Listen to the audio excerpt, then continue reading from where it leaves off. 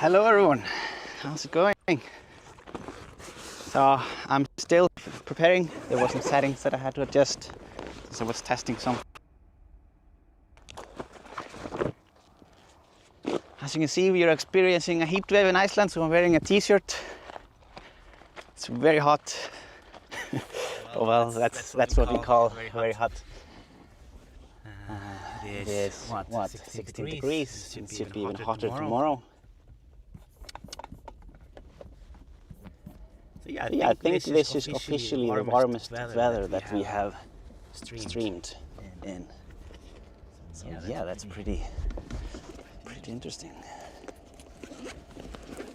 I think the coldest stream was maybe -10 or something like that.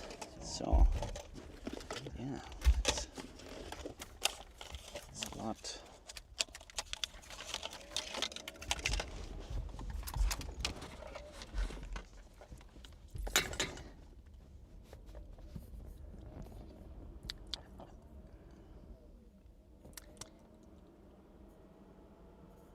Echo. Does it echo? Oh yeah.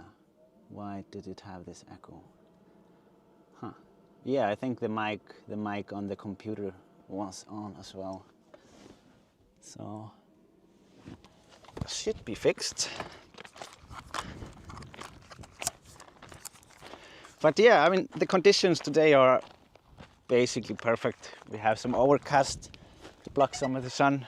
It would be nice to have no sun, but in Iceland we do appreciate all the sun that we can get. So let me see here.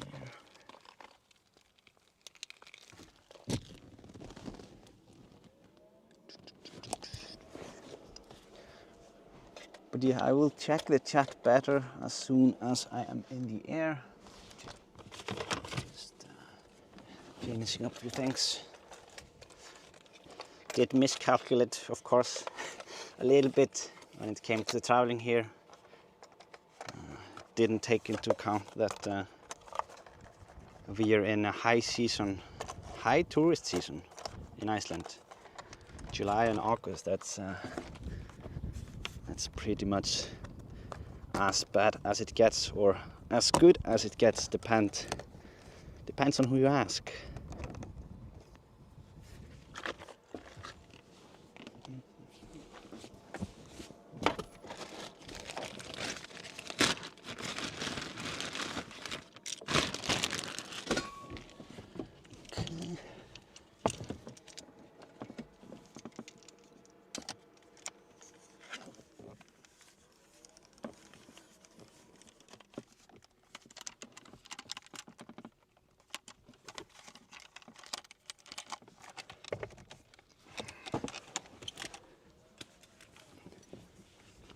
It's good that we are finally doing another stream. It has been way too long. I have to move one thing here a little bit.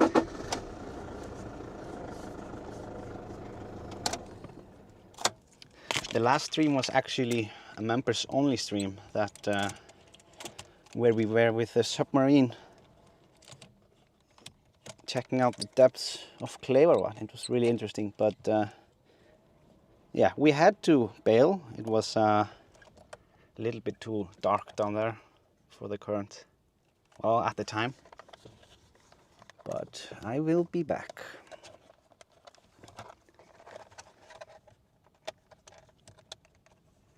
Yeah, I will actually be releasing a video from that diving trip to share with everyone, so that you can see a bit what was going on down there. And yeah, the video will be great, I think, or at least, well, interesting to many. I was happy about it when I came up, because when we were live streaming down there, the visibility was terrible when we got down to a certain depth. But on the action camera that I was also recording during the stream, after doing some color adjustment to the image, I could see way more than I thought. So that's very positive for the next time that we try to go deep. That means that even if the view via the camera on the submarine itself is not great. But when it's live, we can see a lot after we come up and I fix the footage.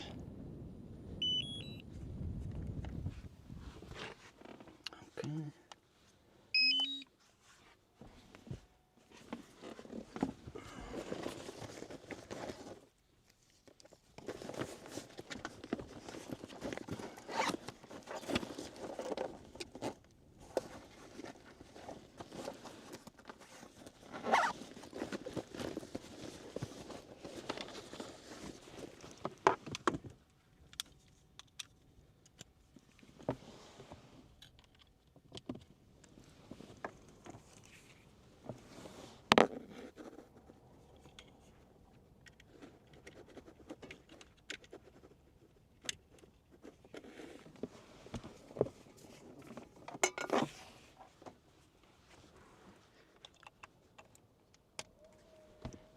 Okay, let me see.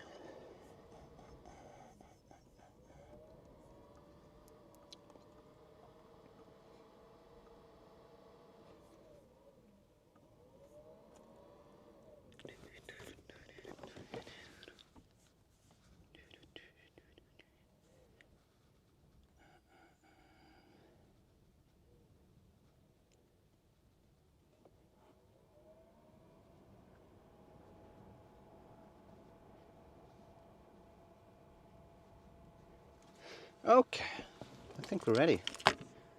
Getting there. What's this?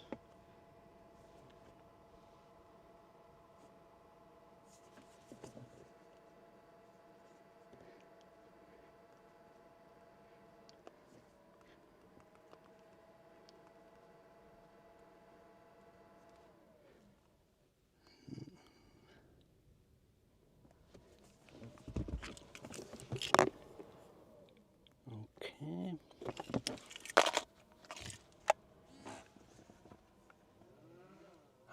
I have missed this place, really. Like, it has been... I haven't been here to this part of Iceland since the, well, just the days after eruption when it did the live stream.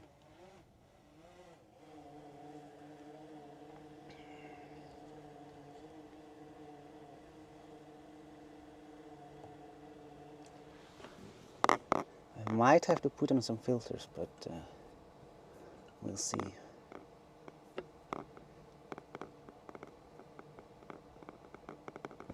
All right. Isn't it a good chance to see something green around here?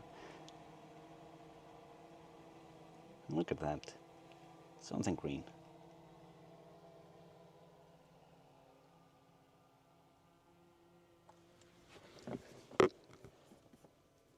But okay, I was going to adjust one thing first in the computer here. I got a... Well, Pebble found out for me how I can turn off this live chat leaderboard. I'm going to solve that one. Gonna move a little bit higher. Just so we can at least see something while I do it. Because I don't like this leaderboard stuff.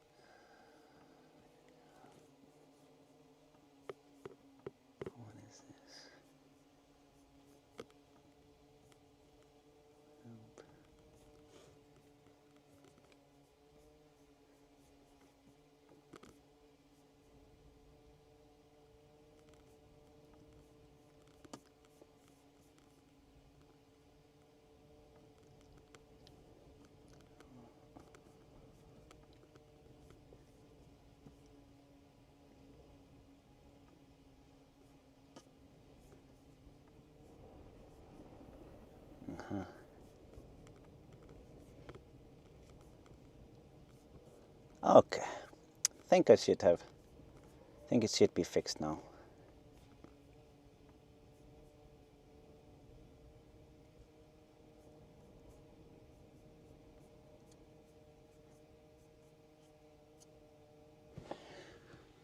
All right.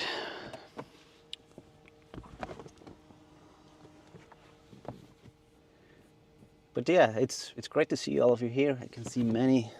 Why I have missed some of the chat here. Yeah, YouTube released it. I see Opal Guy here. Me too, Isael. Seeble equally, Sanjay, Lacey, Deborah. Deborah's asking how's the little one. Well, she's great. She's 13 months old now, so getting getting very old, that little one.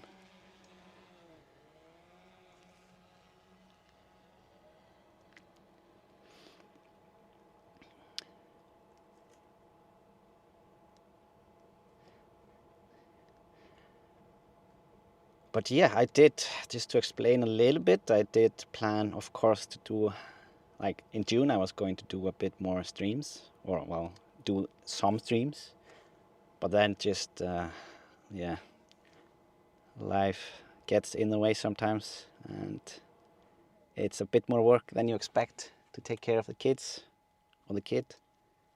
So yeah, got a bit busy. Laura started working last month. That means that I was doing a lot of, well, a lot of being a stay-at-home dad. So it's tough to stream at the same time. So yeah. Alright, I will have to adjust the settings somewhat on the way, just so that we can see more of the lava fields. Oh, there are some birds there. Let's hope I'm not entering their area here.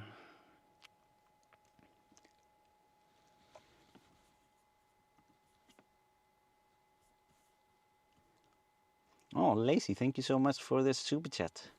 Really appreciate it.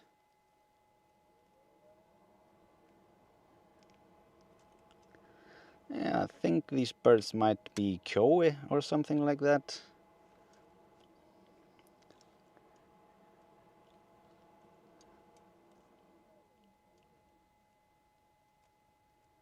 For those wondering.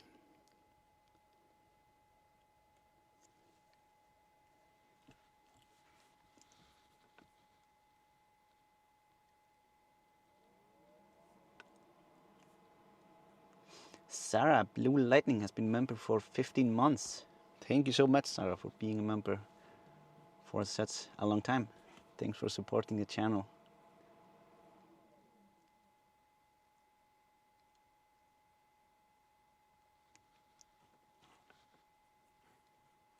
Gills, go to the right. Privacy, click live stream, switch it off. Oh. Yeah, I switched it off on my side. I don't know, maybe it still shows. Maybe each one has to just turn it off on their side. I don't know why. I thought that if I would turn it off, then maybe YouTube will just turn it off. But if not, I will have to check out a little bit or ask them about if I can opt out of this feature.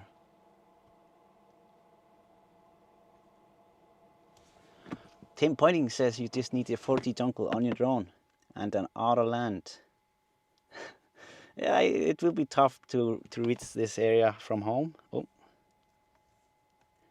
It's a bit too far, but I do have the 4G dongle with me, and it was very useful in the last eruption when we were flying far and low, especially with, oh, you could see some birds he was sitting there on the lava field.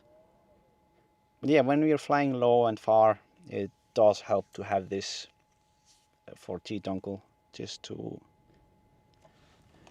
well, just to help with the connection.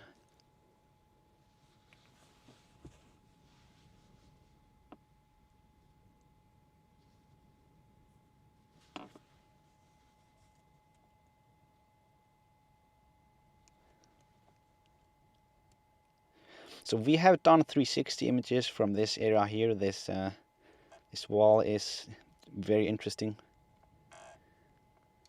Let me see. It seems that okay, here it is, the crack. Wait, I am going to change some settings here real quick because I want to. Oh, look at these colors. The sun really brings them out here. Let me see.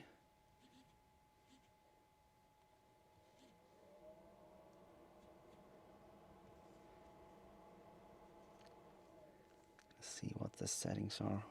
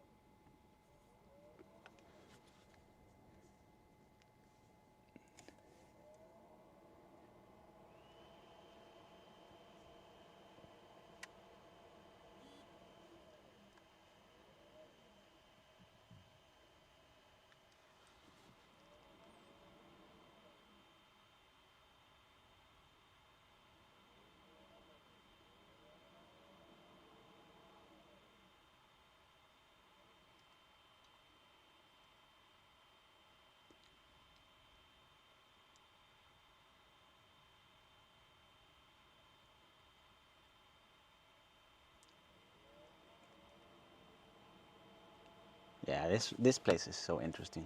It has been nice to be able to go there up close.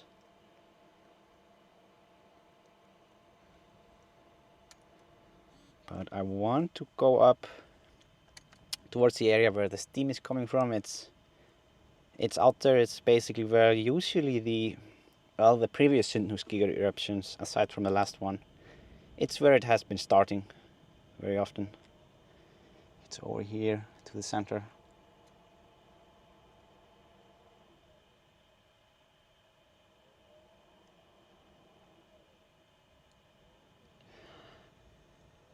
But yeah, I did say here in the pinned comment, I'm gonna unpin it actually because it's it's already started, that I would potentially have a new drone today, but unfortunately we are still with the Mavic 3. I am expecting though, well, I'm just waiting for the order to come for the Mavic 4 Pro.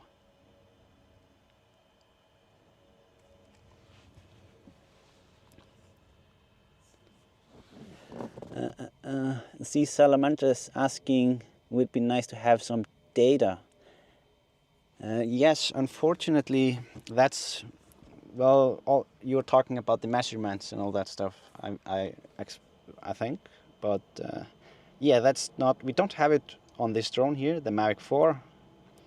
That's from the Matrice 4, the one that we were using last time, I believe. That's an enterprise drone, and that's the one that has a laser pointer, how we can measure everything and yeah, whatnot. But yeah, it's a really nice drone, of course, and it was very interesting to do the measurements of things. But yeah, I didn't get it for this stream. For that I have to talk to Arnar in Dronefly and borrow it, and yeah, I just figured since we used it last time I would wait a bit with it. But yeah, it would be interesting to go here on this part with the thermal drone and do some thermal readings on this area with the steam. Interesting thing that we can do with that drone as well is that we can map it in. So I could map in, for example, this section. So we could get a 3D map of this, and yeah, but it's a bit complicated and time consuming, so it would have to be not on a live stream.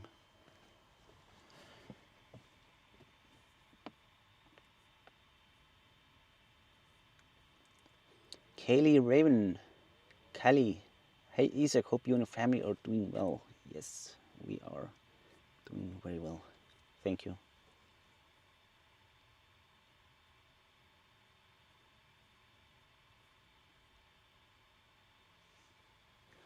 What are the little crowns for the side of some of the people's names? Lacey is asking. Yeah, I mean, this is something weird that YouTube added. I thought I turned it off. I don't know how to turn it off or if it's even possible. This is some sort of yeah, I don't know. It's some extra that I added to the chat to see, like, I think it is basically to see who is chatting the most or something like that. So if you're very active in a chat, you're gonna be high on this so-called leaderboard that YouTube says. It's, yeah, maybe it's supposed to give people some incentive to, or initiative to talk more. I don't know, but I don't like it. When I can figure out how to like erase it or take it out, then I will. But you can go into your privacy settings and turn it off there.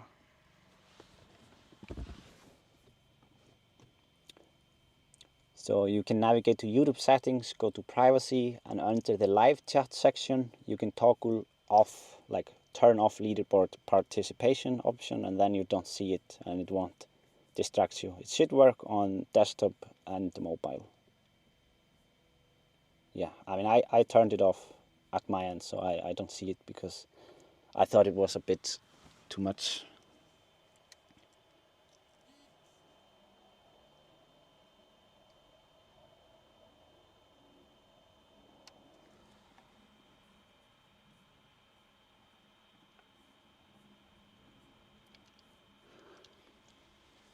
Kaylee says, I want to see the Hagafell Crack to see how much it has grown. Yes, I want to see it too. And I am actually going to see if we can check out there.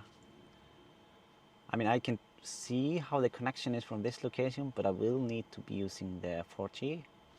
But otherwise, I'm sure that we can go from the other side after we move. So yeah, maybe it's good that I explain a little bit the plan for this live stream. I was gonna start on this area here and look a bit over the lava fields. Then we're gonna do a road trip and drive towards the Blue Lagoon and check out like how things have evolved there. Last time they were building a new parking lot, increasing the size, and yeah. And then we're gonna move over to Grindavík. Gonna do a flight there, and yeah, quick road trip. See how things are there. I wanna see how the walls are looking, if they have a lot of grass, and yeah, that's the plan.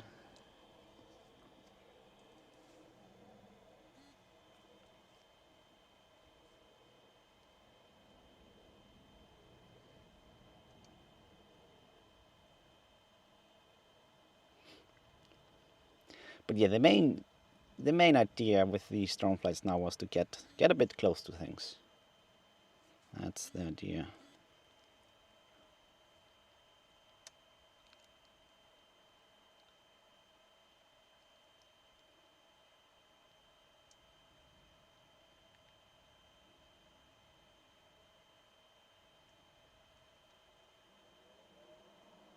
Getting a little bit of signal interference here. Okay.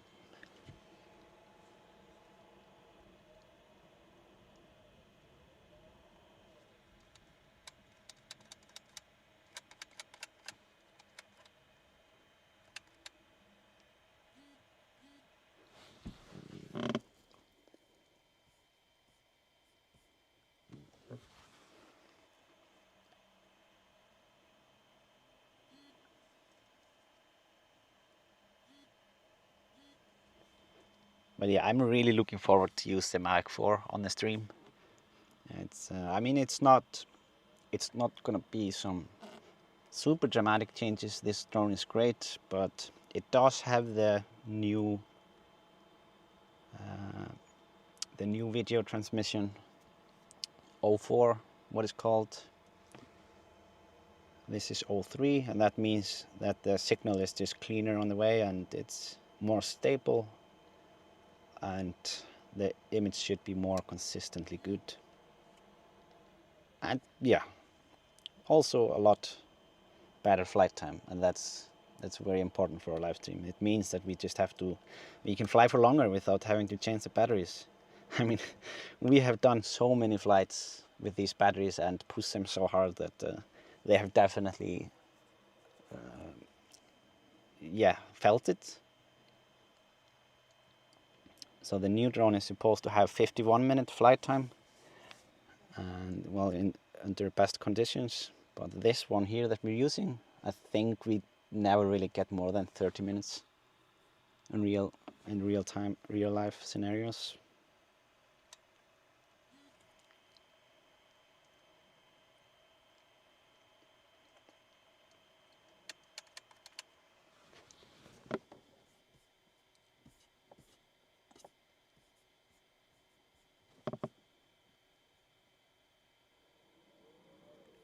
Andre Double says, I read you have to turn it off for each stream separately, but I don't know if it's true. No, I think if you just go to the settings in the privacy section of your YouTube, you will just be able to turn it off indefinitely. Richard Sewsmith, thank you so much for the gifted memberships. Really appreciate it. And welcome to new members. That means that 10 of you can check out the replay of the last live stream that we did, the deep dive.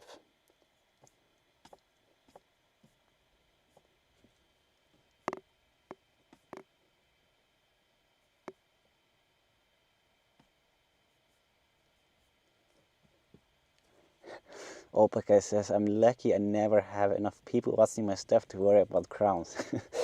Yeah, I mean, that's one way to look at it.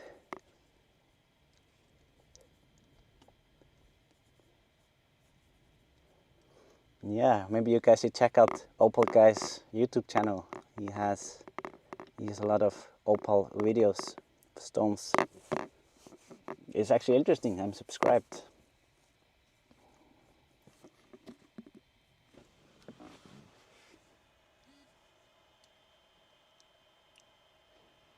So we are looking now towards the north, and if I move a bit up here, you can see how the fissure lies. This is where it has been most of the time. You can see it really clearly.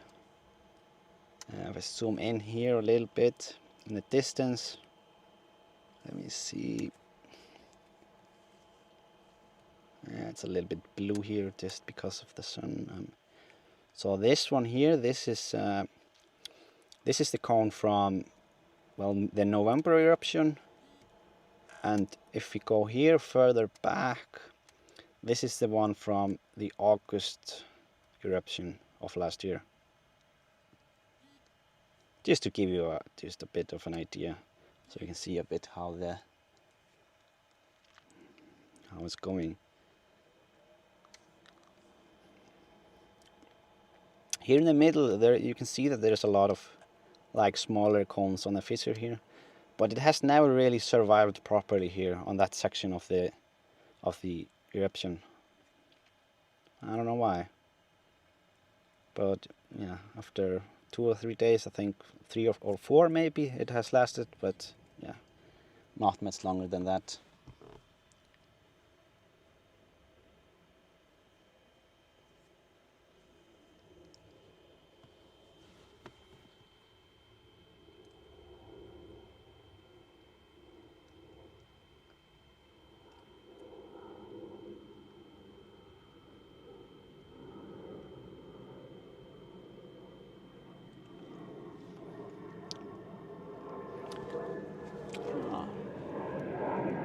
You can see Iceland there, flying here above us.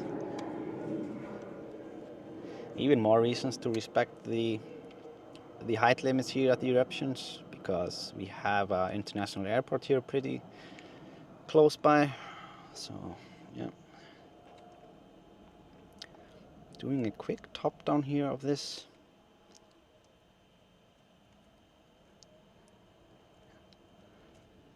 Yeah, it's such a good chance to have actually like a really bright day outside. It really brings out the colors.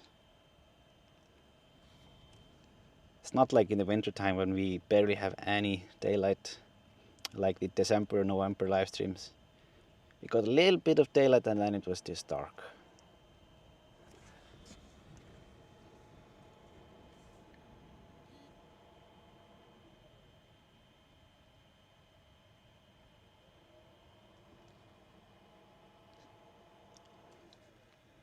Is it looking a little?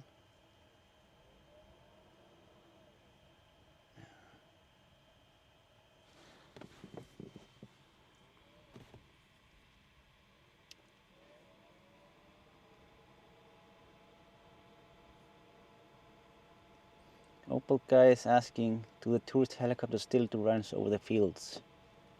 It has decreased a lot. Like, I mean, especially because, I mean, for example, the last eruption, like it lasted for such a short time that there were still like a lot of restrictions going on, flight restrictions.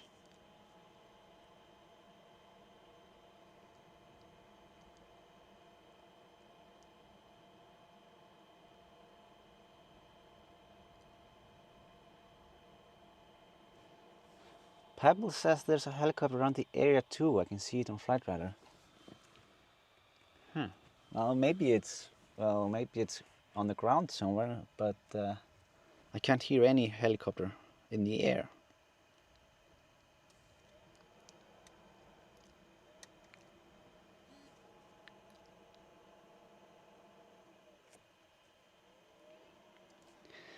I think this area, it gets actually wider over time. You can see this color. I think it has to do something to do with the steam coming up from the ground. Not 100%, but that's just feels like it by watching the lava fields.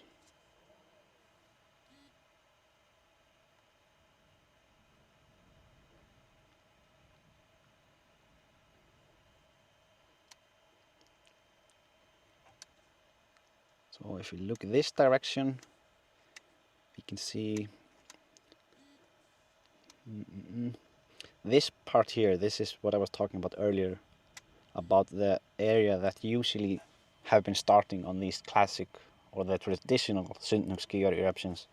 This is where it has come up around this one, like here behind it, or yeah. I mean, ever since, well, the December 2023 eruption, if you guys remember that one.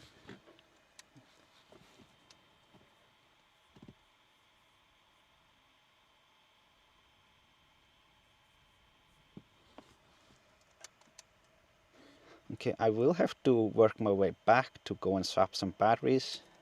But yeah, just to finish what I was saying earlier, behind the cone here, there is Grindavik, actually. If I go a little bit higher, you will see it there in the background. The town of Grindavik.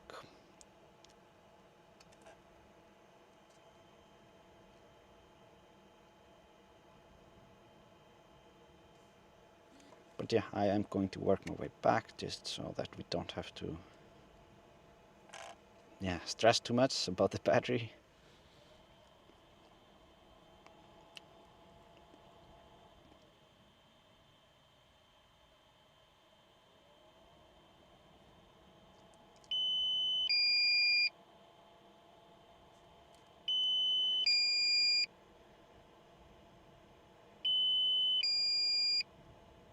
Yeah, you know what this means.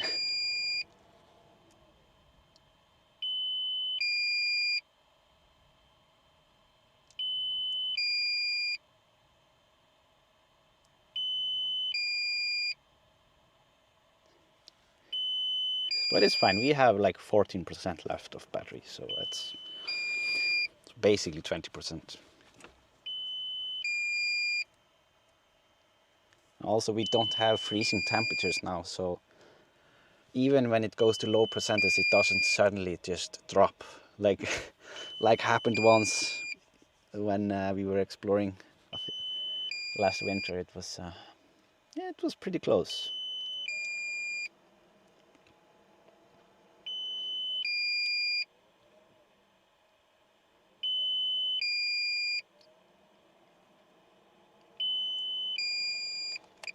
I'll just put it on sport mode just to try and be quick.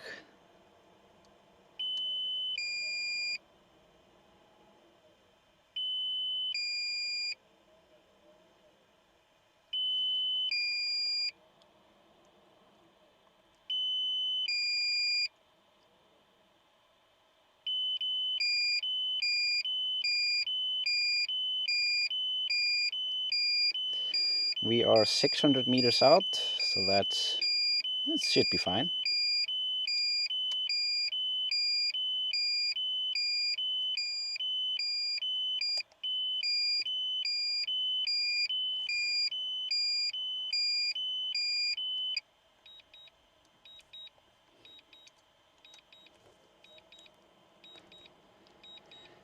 So yeah, if you are actually going to Iceland and well, want to see the area very well, the eruption area, this part where I am at, if there is no eruption going on, you are totally allowed to be here. There is just a road that leads to this section. So this might be good for you to know. It's very close to the Blue Lagoon.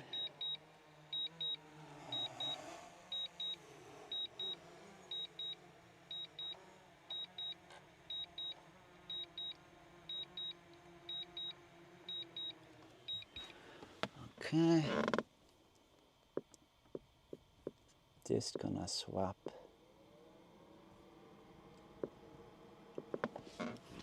the batteries real quick.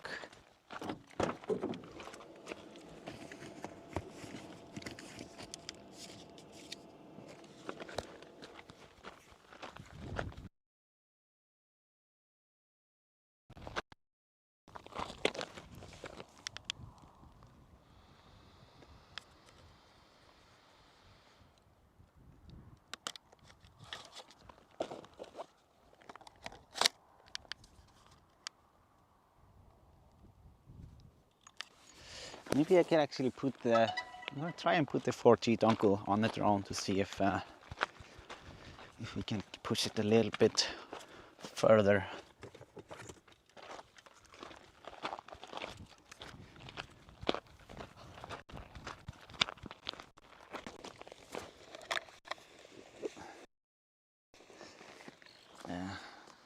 I mean, I'm paying for a SIM card subscription on this 4G thingy, so I might as well use it a little bit.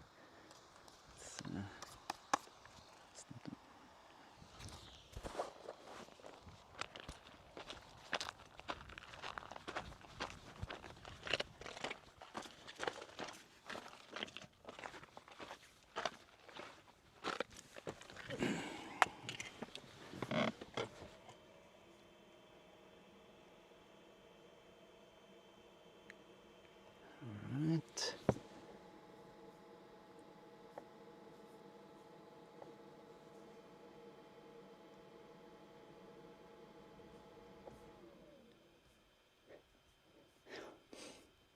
Walker said coming in 3, 2, 1.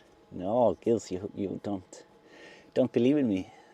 There was never a doubt that we would make it back there.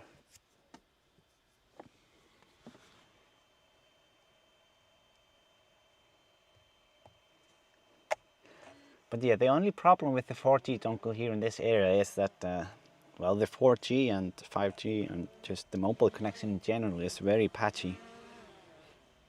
It's only when we get to the Grindavík side that it gets better, a little bit better.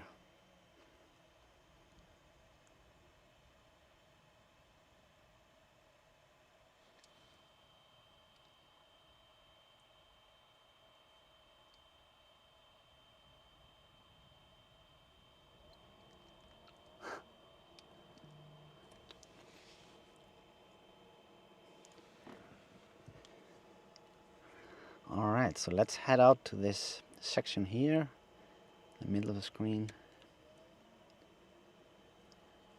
I mean, you guys are correct with the overlays missing. It is it is actually really nice to have these interesting overlays and be able to just grab the measurement tools when we need it.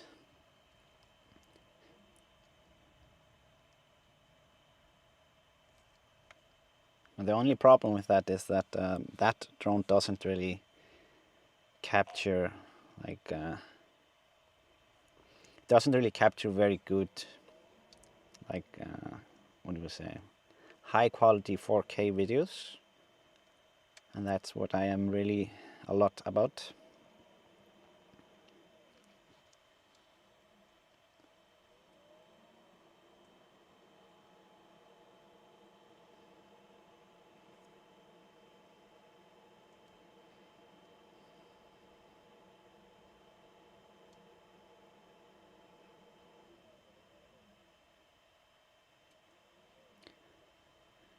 let's just go a bit lower because it's a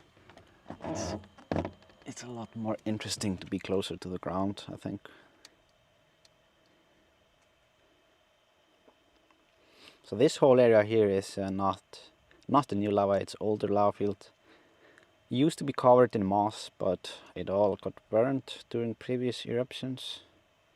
Or most of it, at least.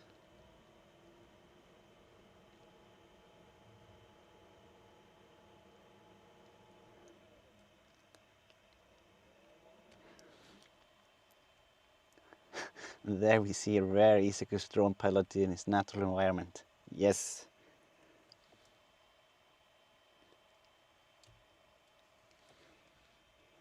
Yeah, I mean, you guys are lucky that I'm actually wearing clothes right now.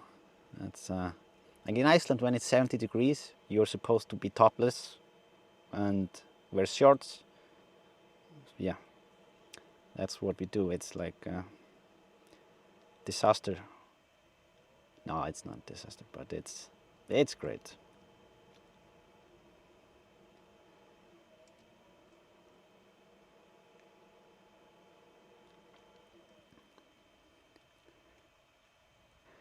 It's funny actually, like, or funny, like this whole section here that is that doesn't really have. Oh, sorry, sorry about this. That doesn't really have lava on it. If you remember when I lost the connection to my old Mavic drone, I mean, in theory it could be somewhere in this area and not under lava, given where it went and how the wind direction was going. So who knows?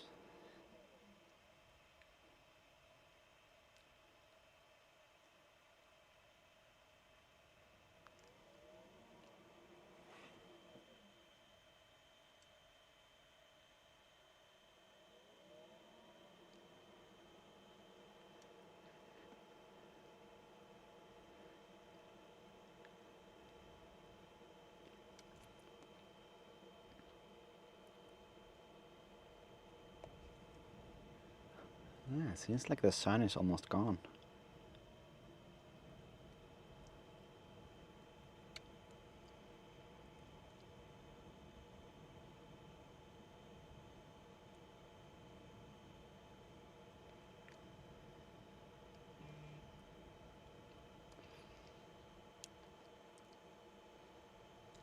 Geneve is asking, since it's possible the parks are closed, are there trails? No, there are no open trails towards this section of the eruption or this area. There is a clear sign here that says like all traffic like further than this point is illegal. And if you want to walk towards the eruption, there are like the old trails from 2021 eruption. You can take those. And if you take those trails and take a left turn instead of heading towards the 2021 eruption, then you could potentially reach the lava fields from the August of last year eruption, if you just walk far enough. And it's a road the whole way. Just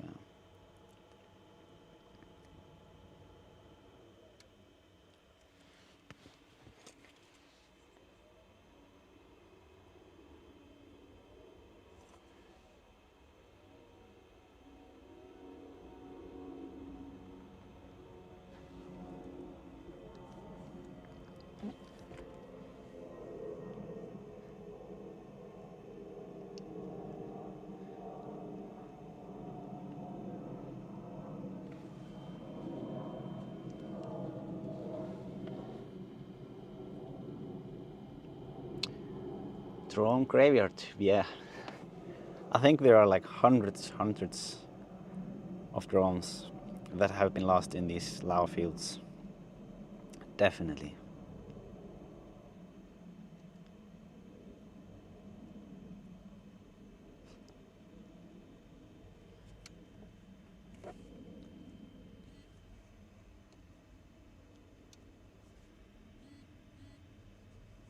What's with this steam here? I wanted to peek down there.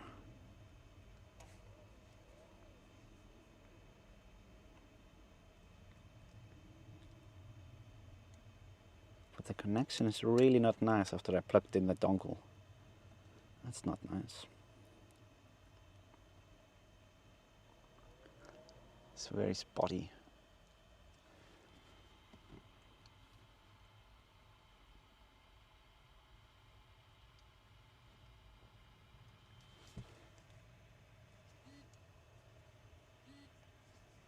Yeah, I'm just gonna move it here.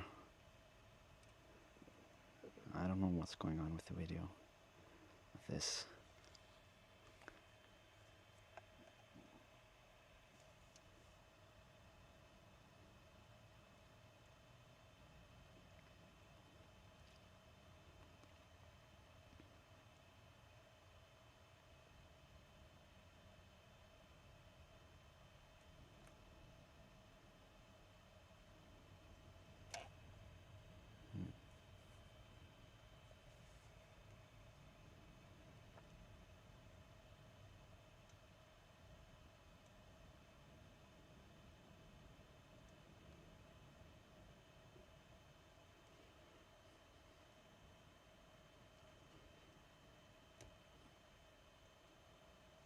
Yeah, the dongle isn't really nice. So I shouldn't use it unless absolutely necessary. It does affect the signal somehow. I don't know what, like why exactly, but it does.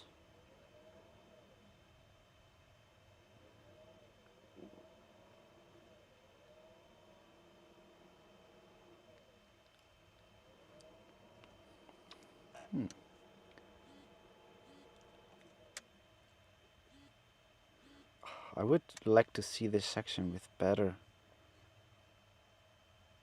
like, what's going on with this?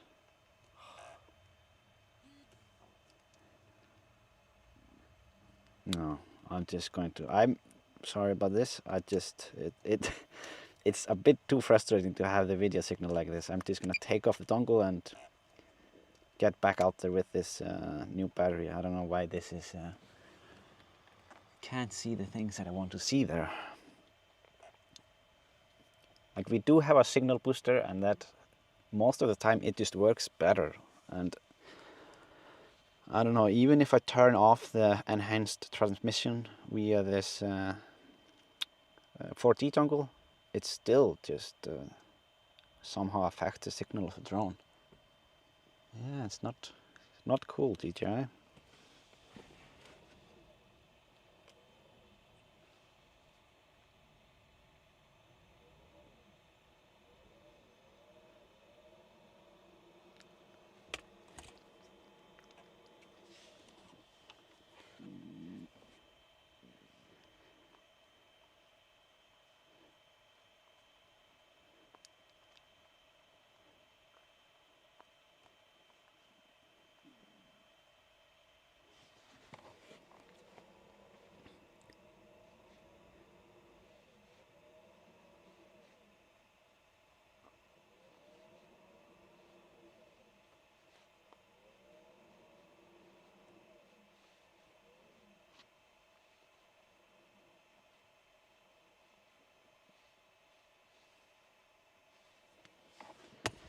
Yeah, I think you guys can see it still. You see how the drone just makes the signal a little bit ugly here.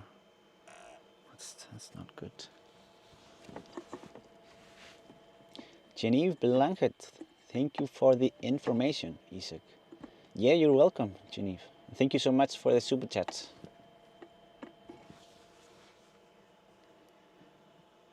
I mean, there was actually in August last year, like the authorities kind of soft opened the tracks on the other side, like the walking path when the eruption was towards that area, meaning that the area was opened without advertising it. Like, really, it wasn't, you had to actually go and find out yourself that it was open, like online, if you'd look for it specifically.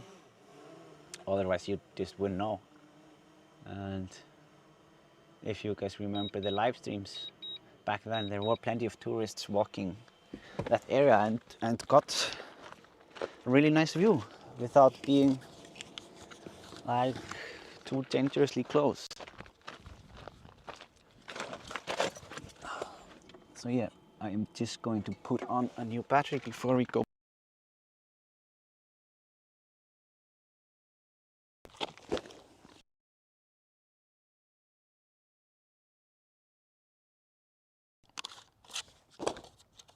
I'll take up this dongle.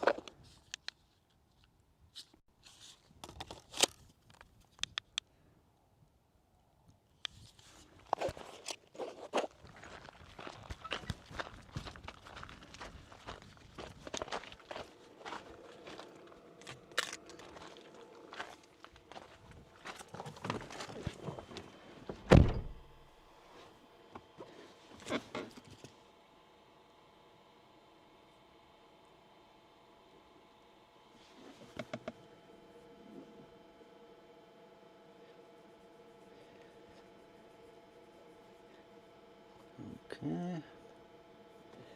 Jenny Blanket Frost, welcome to Explorer. Thank you for joining.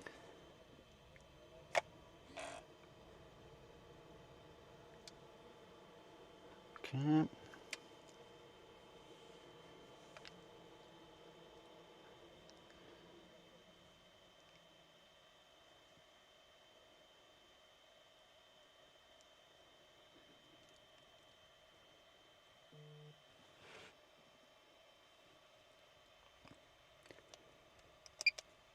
Yeah, I'm just going to try to get my way up there pretty fast or pretty quickly.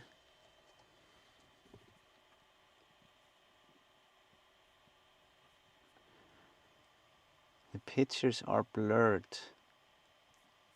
Yeah, it was, the dongle was a bit, yeah, it was messing with the signal from the drone, so I took it off.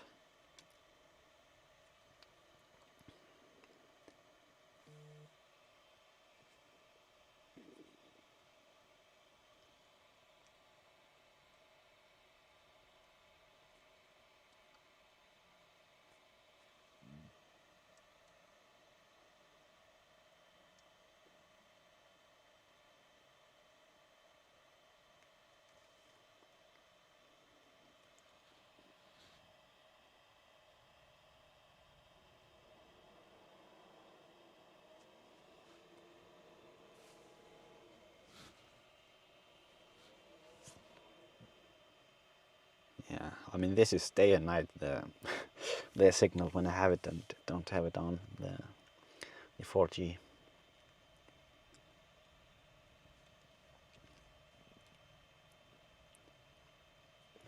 Yeah, when I found out that the enhanced signal would work in Iceland with the 4G connection on the drone, I was a bit worried that I wasted a lot of money to buy the signal booster.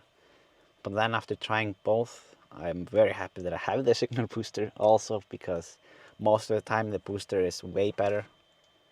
And yeah, and the 4G connection is just really not reliable enough.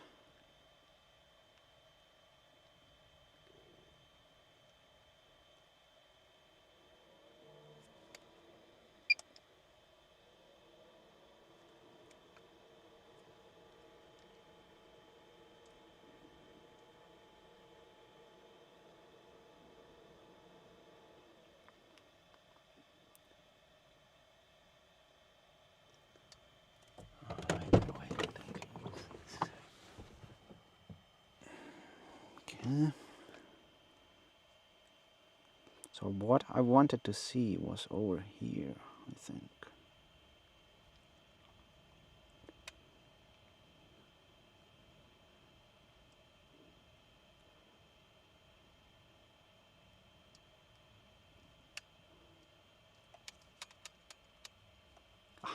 And then the wind turns. Of course.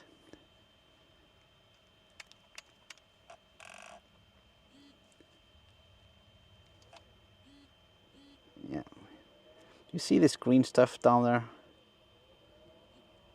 This is what I saw. Soil, and I was like, what is that? It's like greener than everything that we have seen before here on the stream. It's like, Yeah, I mean it's actually the color. We have seen something green, but I don't know. This is like, it's like poison green.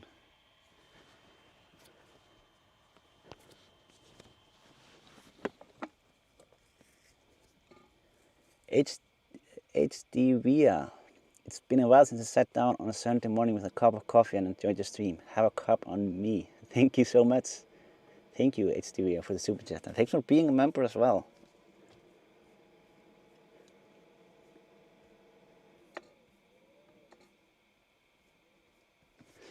Yeah. We need the steam to stop messing with the image here. I wanted to take a picture of this.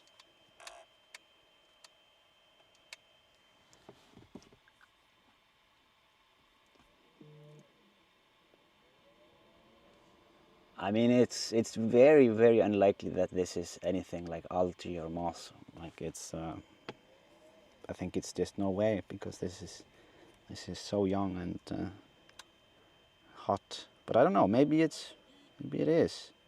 No. I will have to manage to get a proper photo of it. Oh. I have to adjust the camera here a little bit.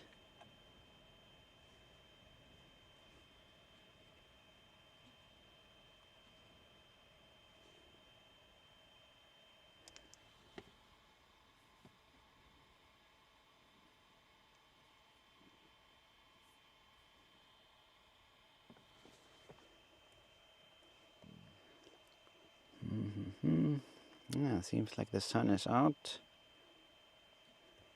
Think I'll just see how close I can get to it, and then I will do a 360 image, maybe just from inside of this cone here,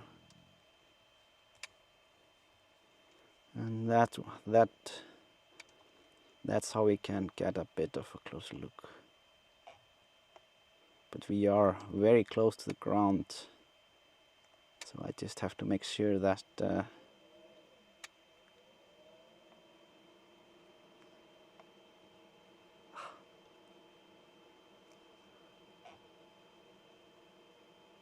we don't crash into anything here.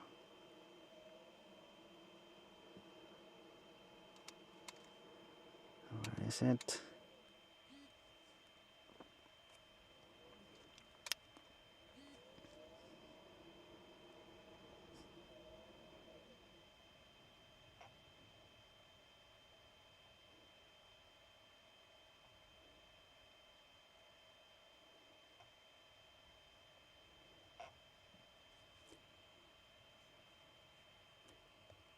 It's a little bit stressful. Also don't want the smoke to mess up, or the steam, I mean.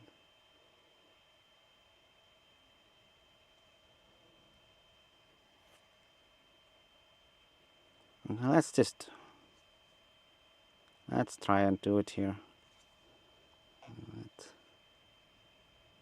Control stick moved.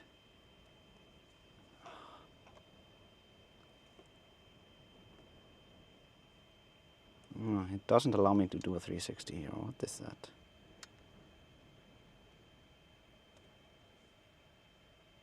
Okay.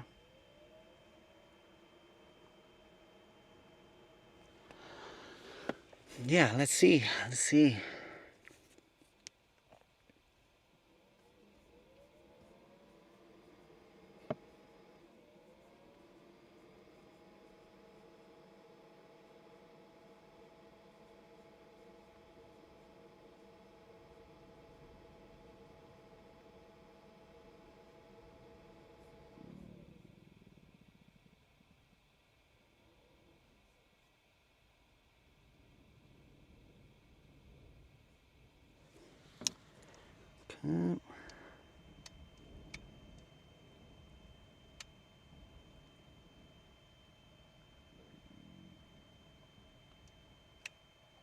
Yeah, I just have to wait for the stitching to be done before we can zoom in for the last photo.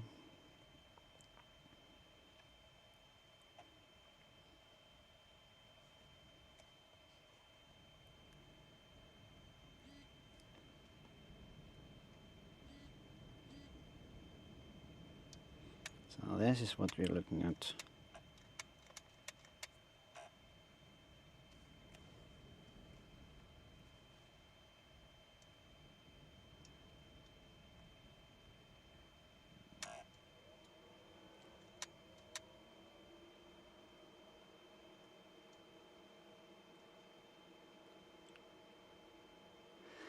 Yeah, it's really colorful down here.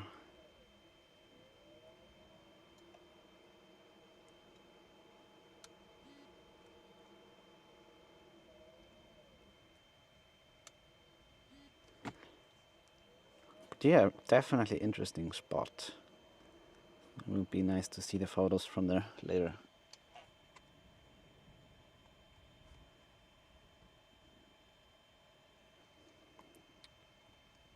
I mean, that's the thing, like when we actually give us some time to get close and do some inspections, we often find something that we haven't before. And before I have to turn back and swap the batteries, I want to see if I can reach the cone over there. It's the cone from, well, it's from the June 24, the May-June 24 eruption, and also the March-April eruption of 24. Well, that's the one that was there before.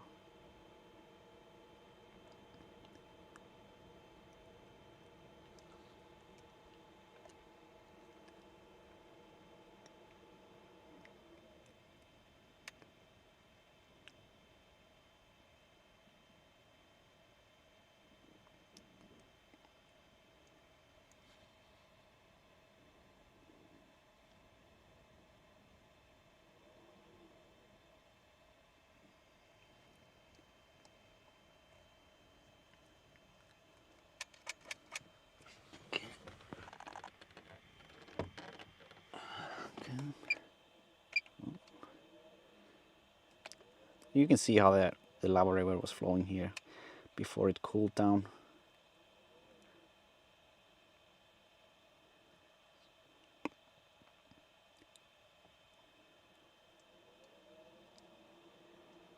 Let's see how low I can go without crashing into anything, and while keeping the connection as well.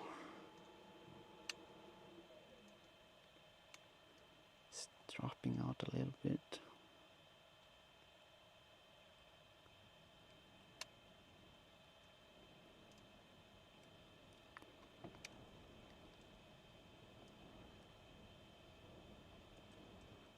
Here's it getting a little bit patchy here.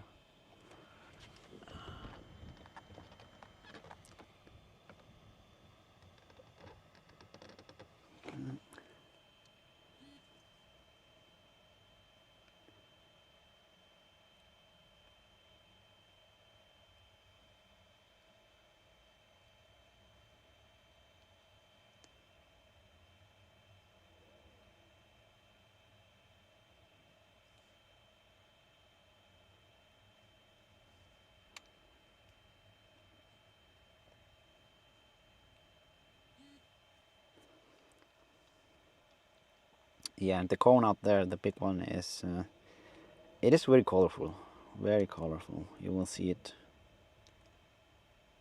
Let's see if yeah, picked up some more signal.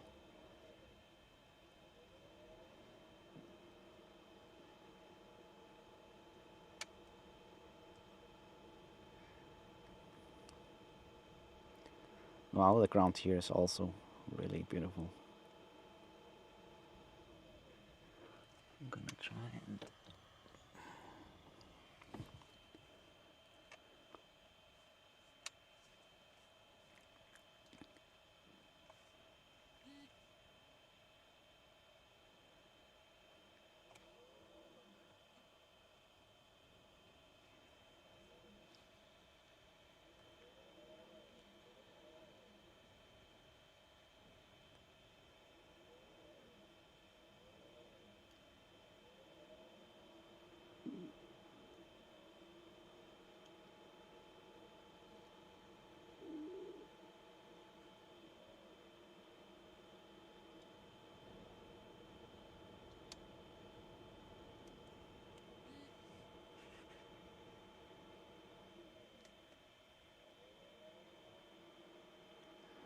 Okay.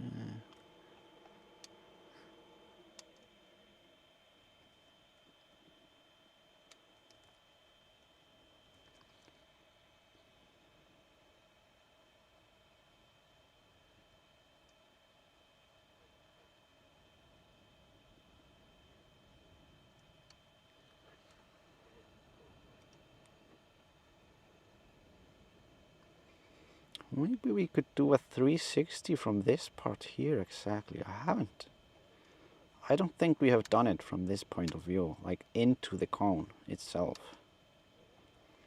Right on the edge. That would be pretty interesting, I think. So I'm gonna try to plant the drone up here without crashing it and snap a 360 image.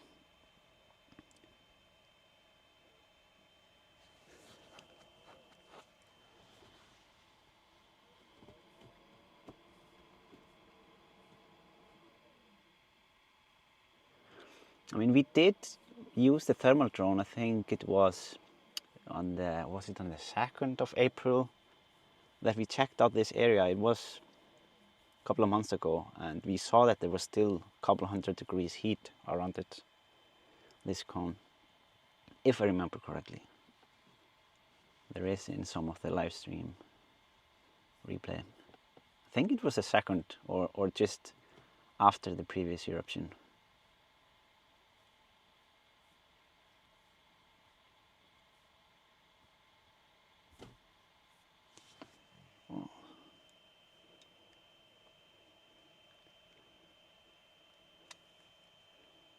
Yeah, the sun is messing a little bit with us here.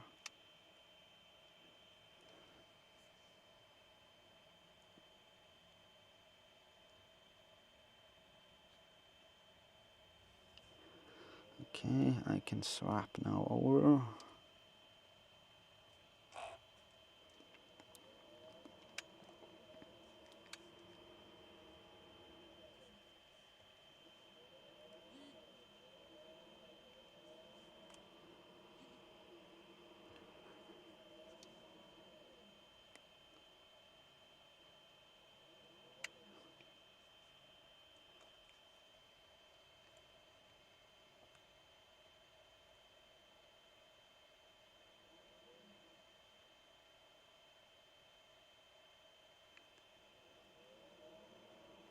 So yeah, I have a 3x zoom now on the drone, so things are a bit zoomed in.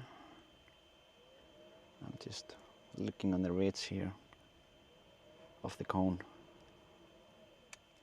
And actually, if you look here closely, you can see the heat. You can see the heat in the air. If you look to the center of the cone, or of the image, you can see it on the side of the cone that there is a little bit of.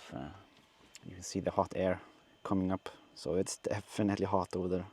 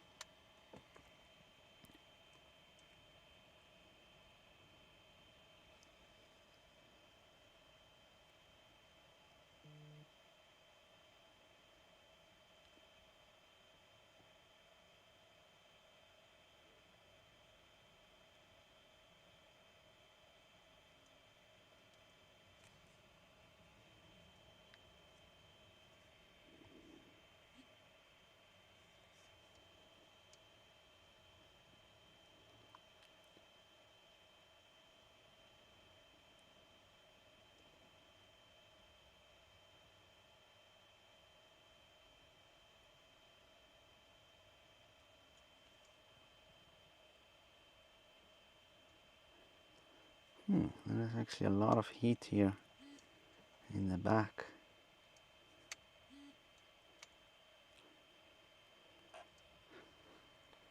And it's weird how black things are down there.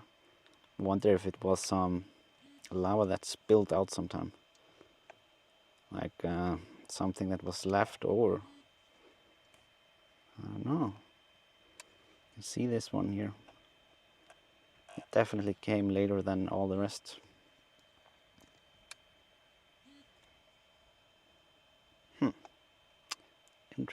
but I have to move and work my way back just so that we don't run out of battery.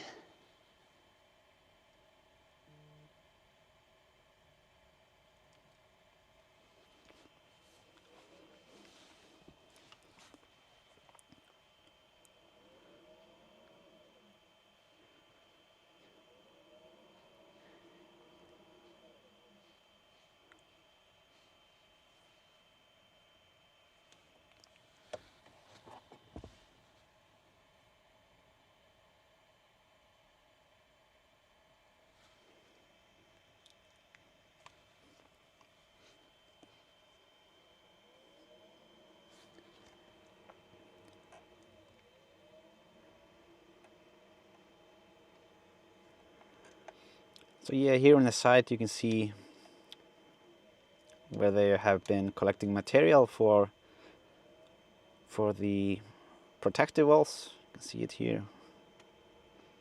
They built this road around the mountain.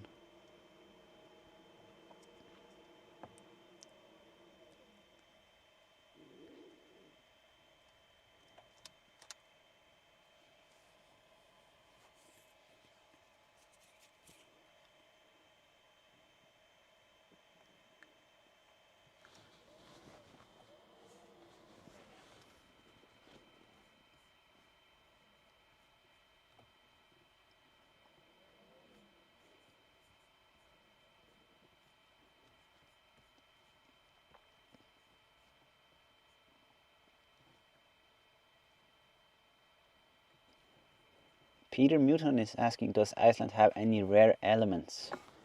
I mean, not like a noticeable amount. I know that there have been like attempts to find some gold or something like that, but it was, I think it was the conclusion that it wasn't enough to make it profitable. I don't know. We of course have some crystals, but other than that, I'm not really. I don't know. Obviously, yeah. Actually, I mean, not obviously.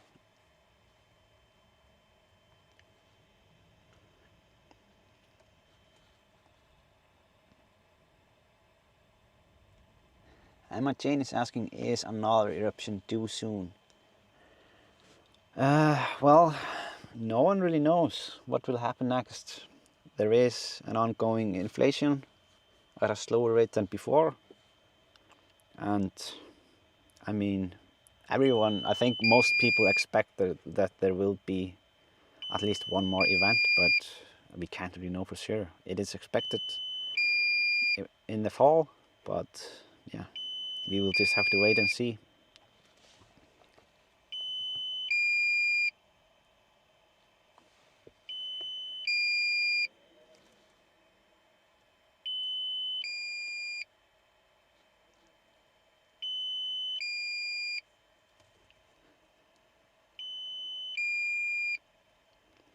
So yeah, I think after this battery I am going to move. We are going to drive towards the Blue Lagoon and I am going to stream on the way, and then I will be stopping somewhere where we can take a look at the crack, Hagafell Crack, and that section before we keep on going.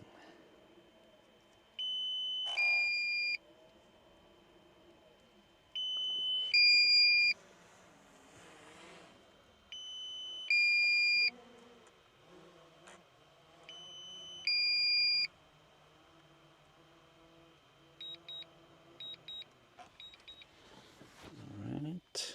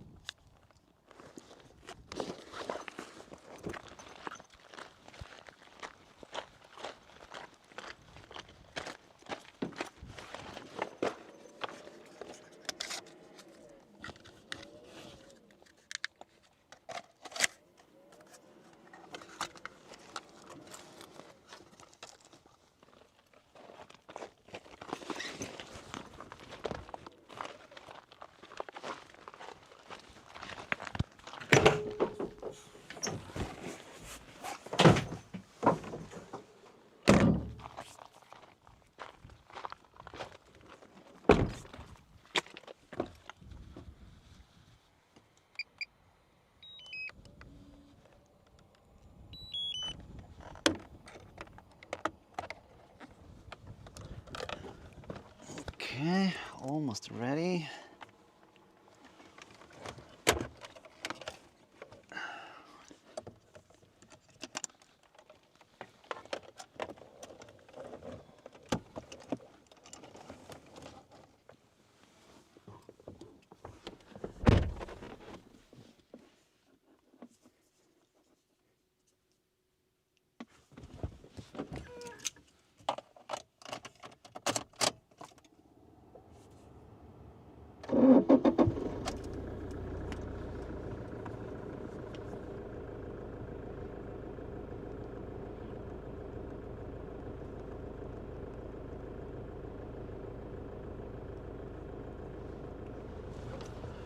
Okay.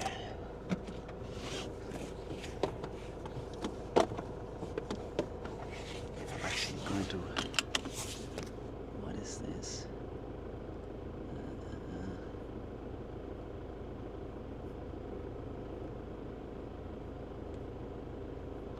Three.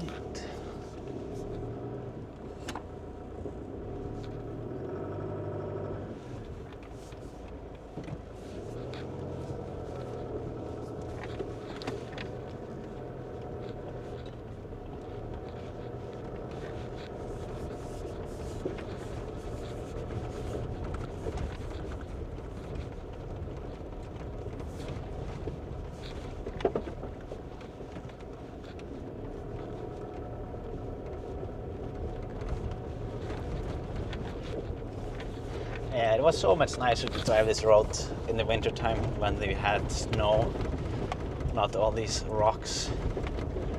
So bumpy.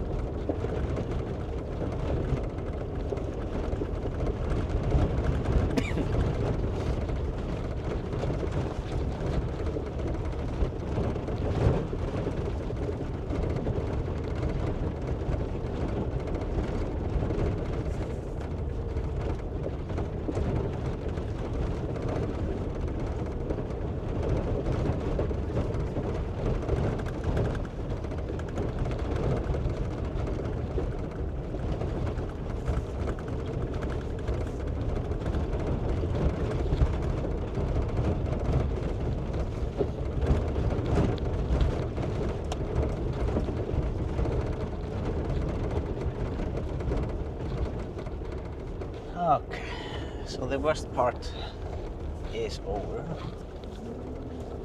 but we have to go a bit back just to make the U-turn. Fortunately, but view is nice.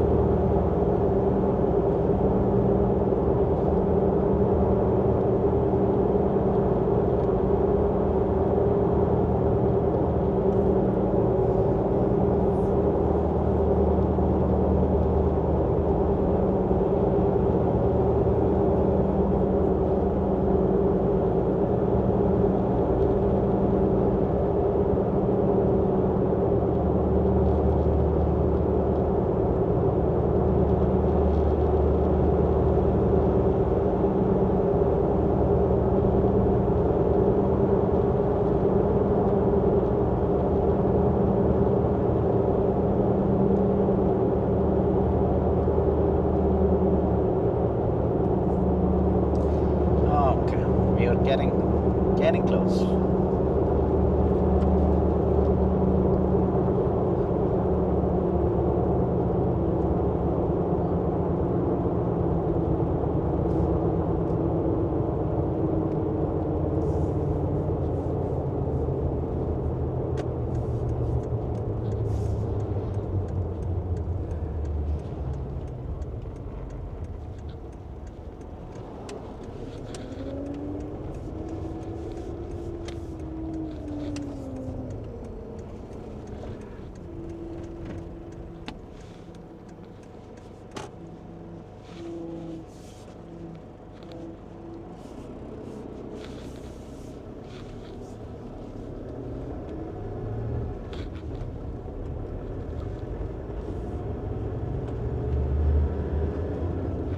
Now we're heading towards the Blue Lagoon. It's just, the section is so long where the road is split and you can't make a turn. I don't know why. I guess it's just too tight. So they don't want people to like turning there.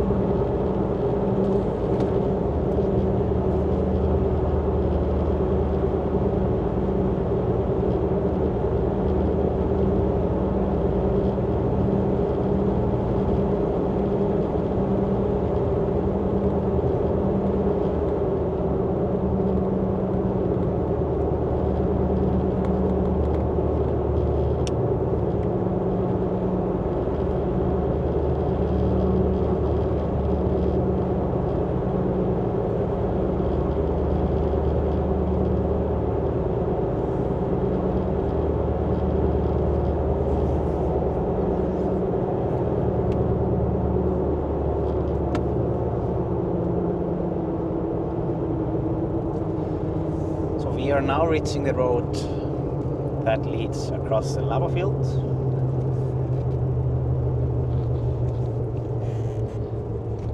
was built last time in December after the November eruption.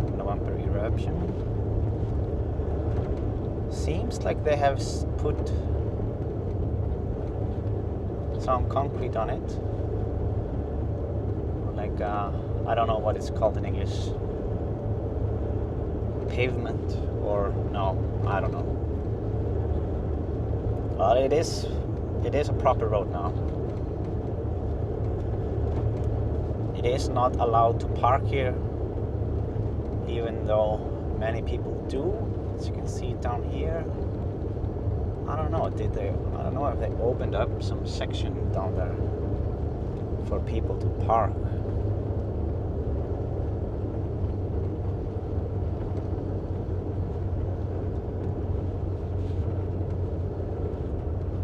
Yeah, it seems like they are doing that. Strange. I'm not sure if it's allowed to park down there. Here you can drive towards the older Blue Lagoon Road, but there are a bunch of people parked there and taking selfies with the lava field. I doubt that it is allowed, but who knows.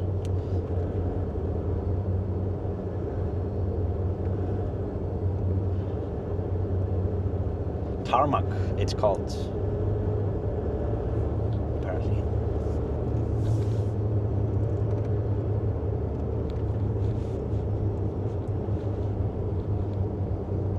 How are the video settings here? Everything is on auto.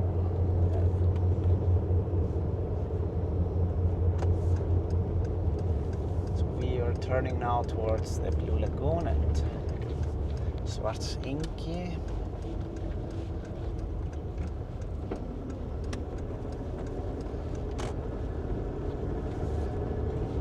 The camera is a little bit dark. I think it's because of the sun. The sun is affecting the image a little bit from this angle.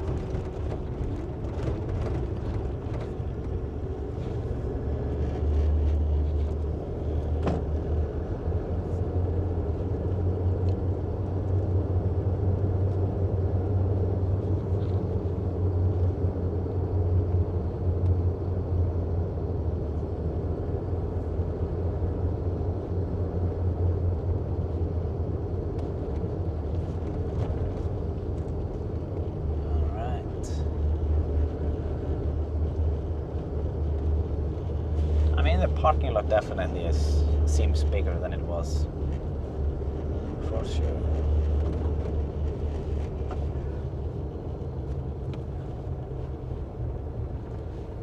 And plenty of people, plenty of buses.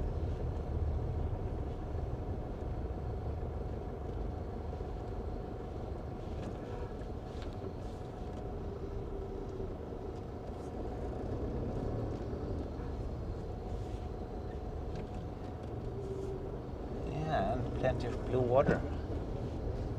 Tourists.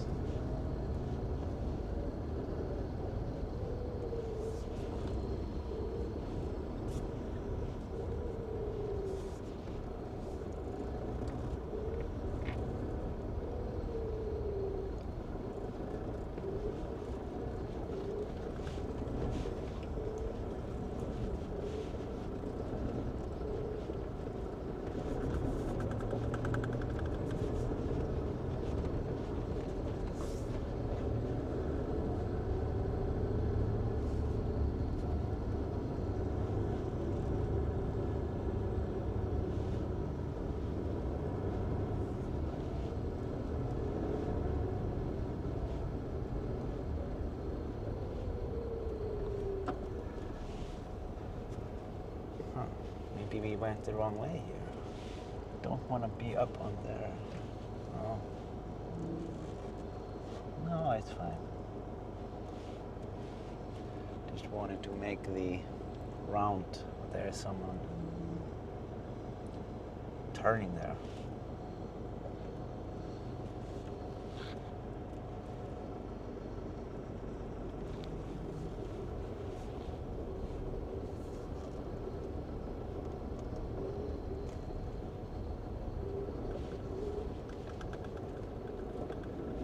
So you can see that the walls are definitely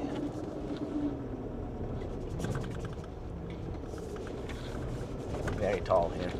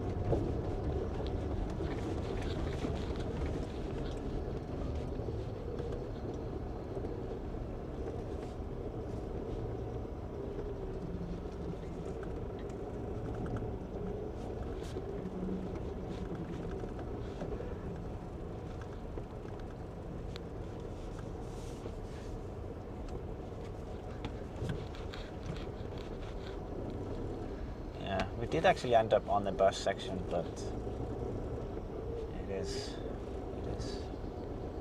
a bit more interesting to drive with the wall or the bus and taxi stop.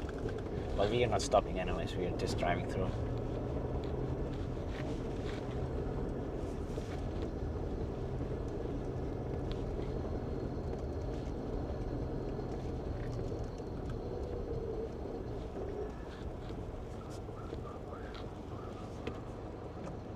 Where is the exit point here? Oh yeah, it seems to be over there. Just gonna wait for the bus here.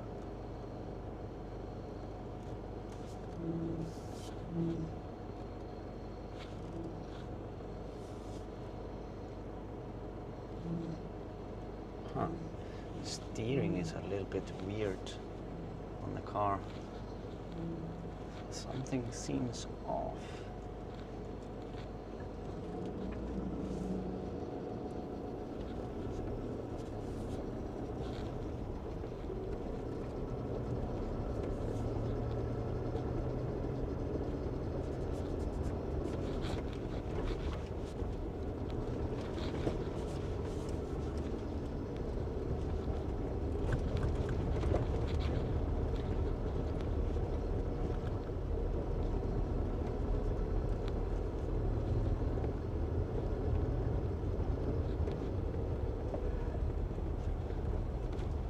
Yeah, you can see beautiful sky here.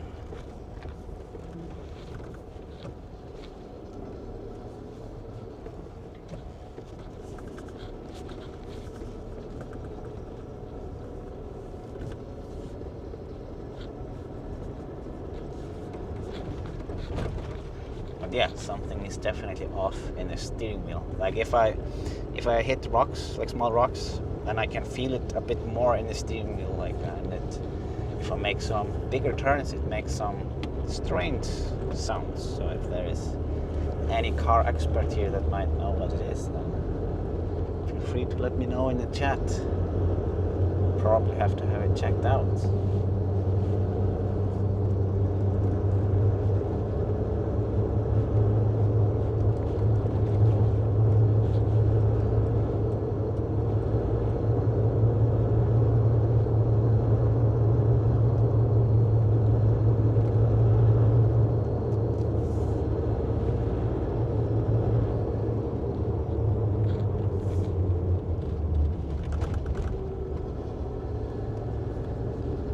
It's just a bit more stiff to steer. That's what makes it odd.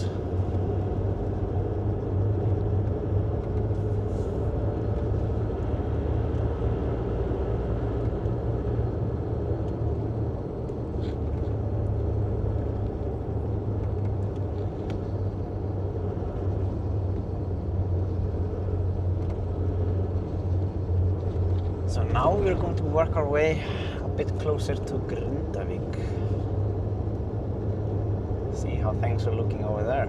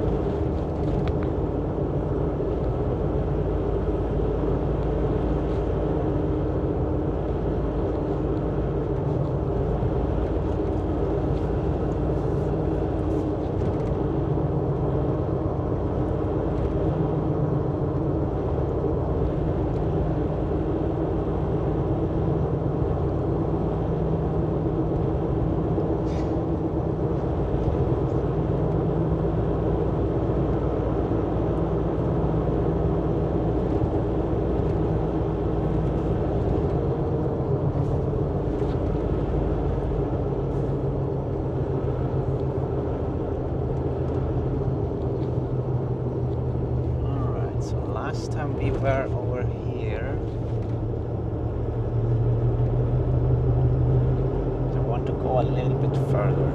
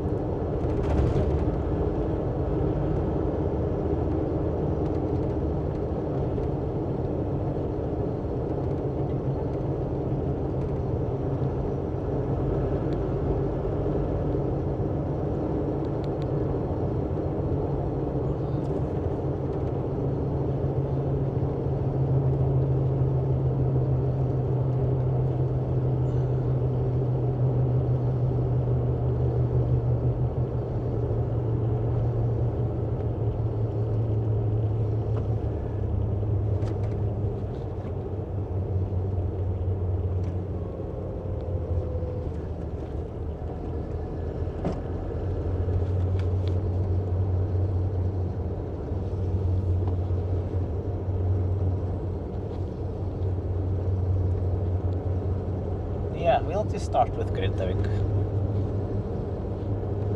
road trip. While I figure things out a bit here on the way.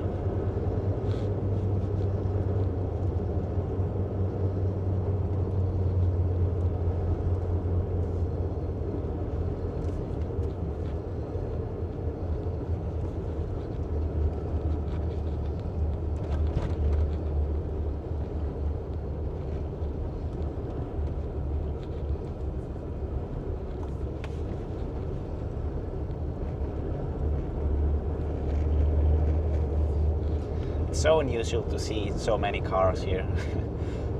There's always, like, or the previous times that I've been here, it has been totally empty. But it's nice. It's really nice.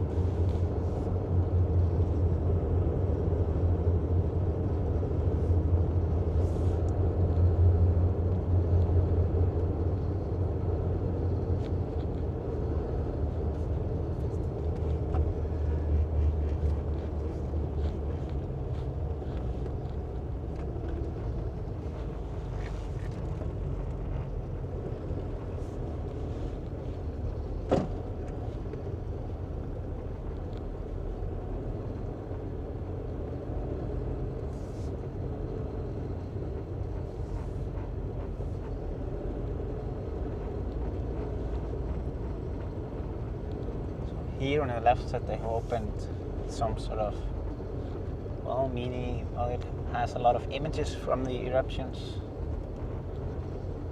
People can look at it, see what has happened.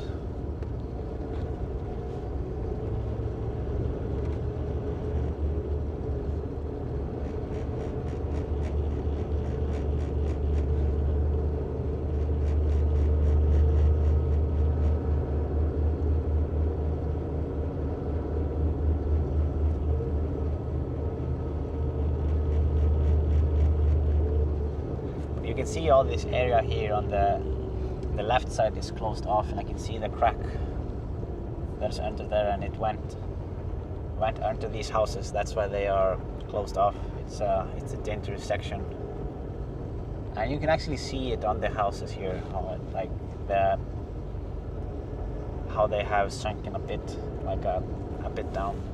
Like if you look closely, because of their fault that's under there. Oh, I actually want to go here.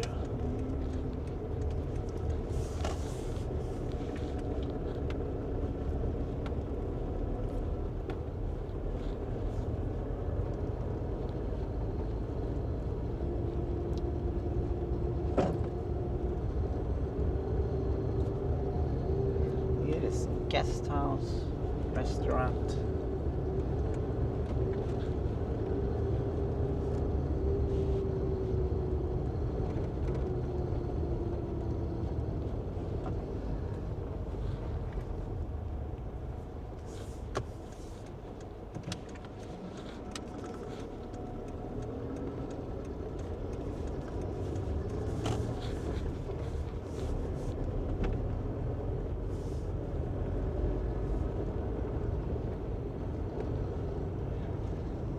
Not much going on at the harbor today. I mean, it's Sunday, so yeah, they're not working. Or there shouldn't be many working here.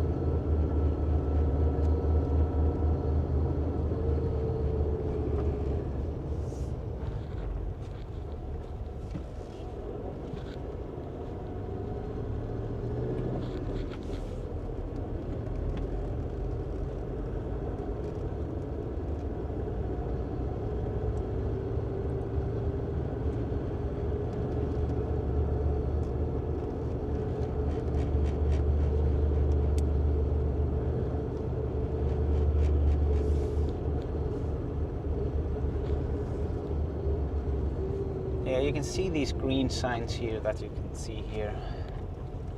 They are placed on many locations here throughout the town. It just tells you where the nearest emergency exit is to when there is evacuation going on. It's very useful, especially if people are not used to being in Grindavík, and yeah, just follow the signs. Oh, here is actually gonna back up a little bit. I didn't know they had an active campsite at the moment, but seems like they do. So you can go camping in Grindavík.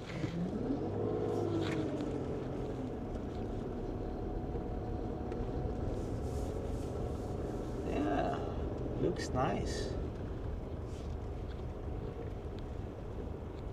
Really nice campground, and it's quite busy actually.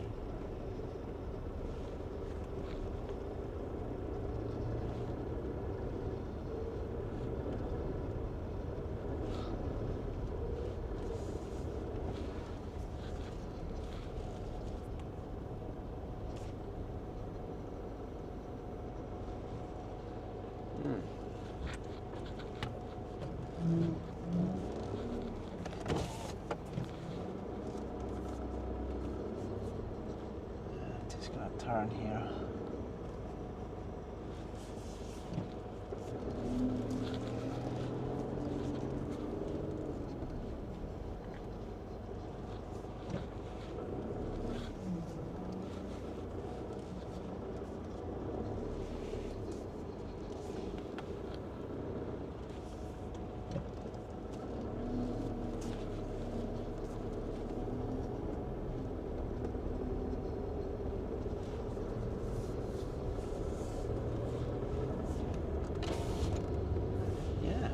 Nice.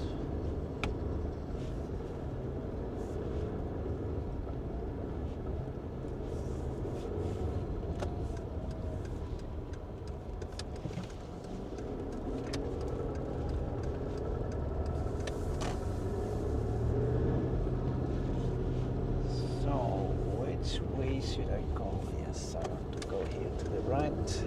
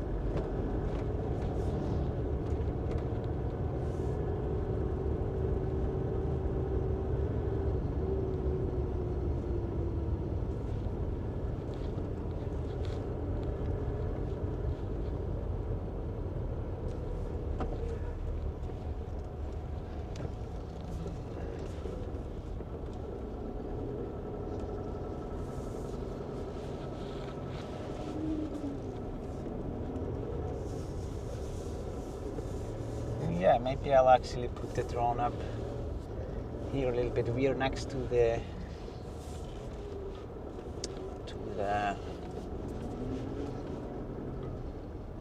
oh, it's called Hopith, and it's basically the gym. I think it's what's gymnasium or like a soccer field and something like that.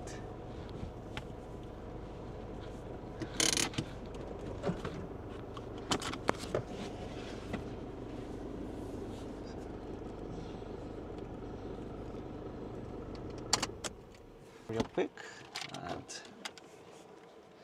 put it up there.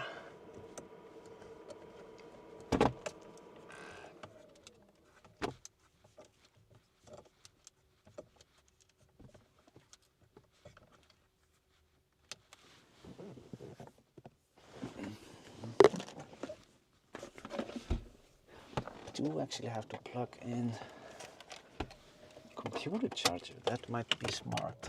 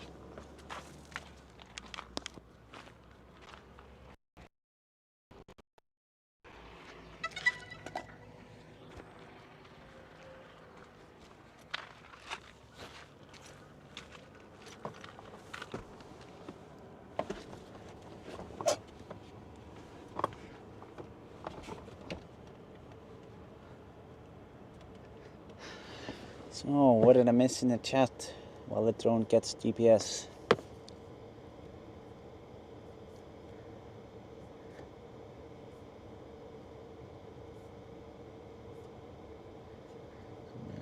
nice road. Where are we?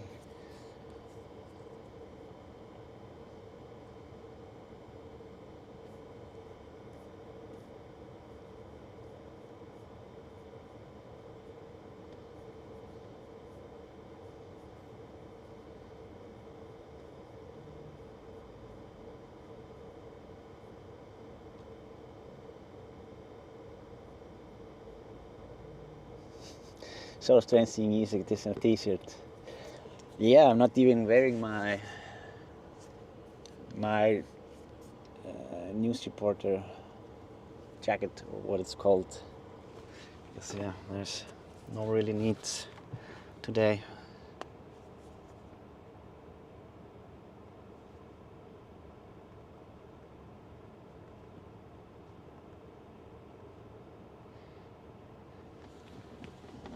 Okay, I'm just gonna go into the air. Don't wanna waste much time.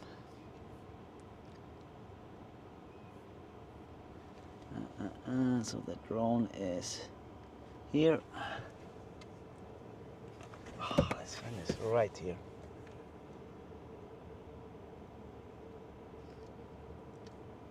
So here we are.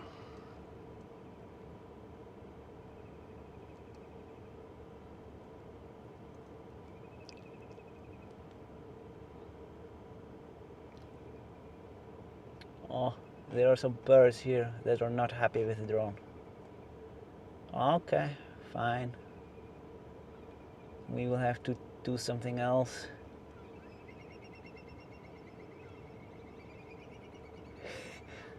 Oh, these are, especially these birds are like, they are known to be bad towards drones. I'm gonna show it to you. They are called spói here in Iceland. I'm gonna see if I can just go here towards the side.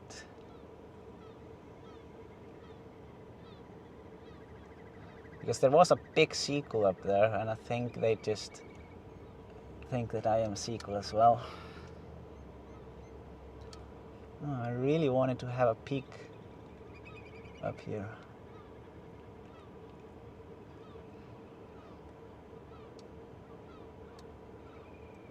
But I don't want them to take down the drone.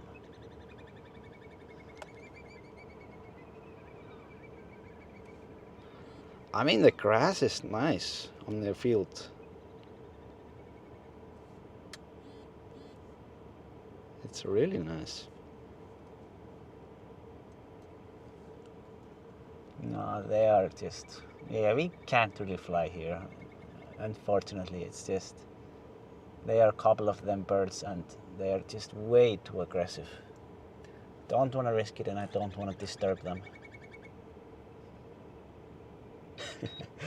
Oof. It's like they called their friends or something. Like 1, 2, 3, 4, 5, 6, 7, 8, 9. Yeah, it would be game over for us if we try and fly there. You can see them up there. They are like very angry, and they would definitely take the drone down. So we should move. That's what I'm going to do. Ugh.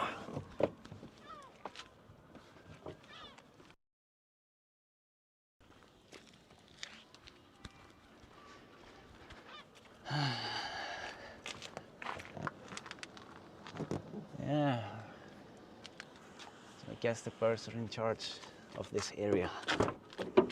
Okay, okay. Nothing we can do.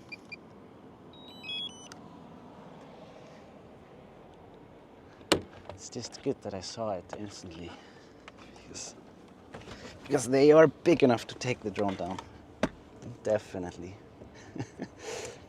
I have not, actually, I have never had a bad encounter with a bird, and yeah, that's very good. But I also just, I am very aware of my surroundings when I fly, and you don't want to mess with the birds.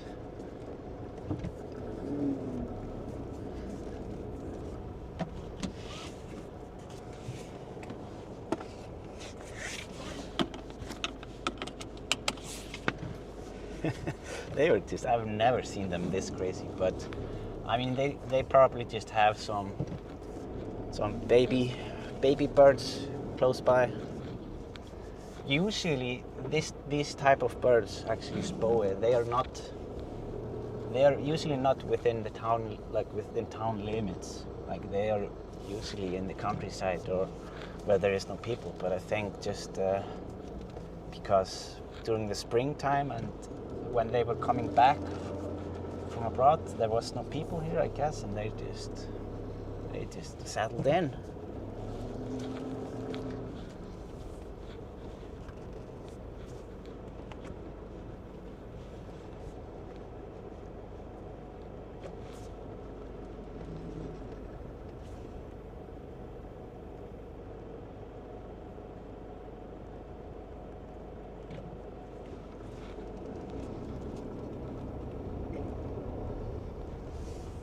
Okay. Angry birds.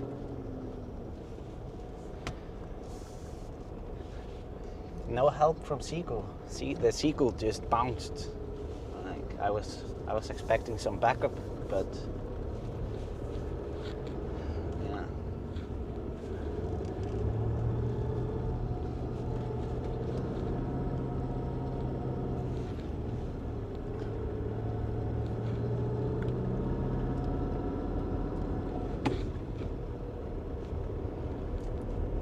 So the name of these birds is spoe, S-P-O-I.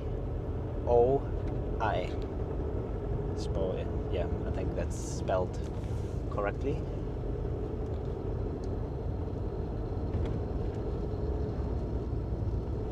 I mean, they are nice, unless you are a drone.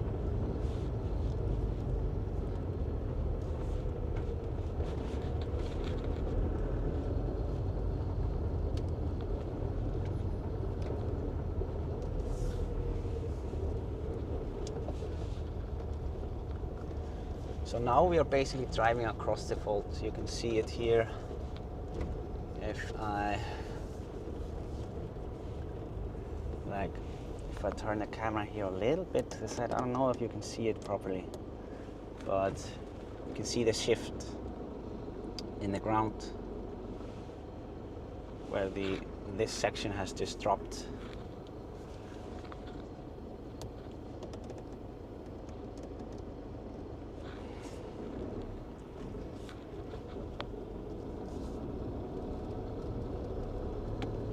Maybe I can actually put the drone up around here. I don't believe that the birds are here still. They are somewhere else.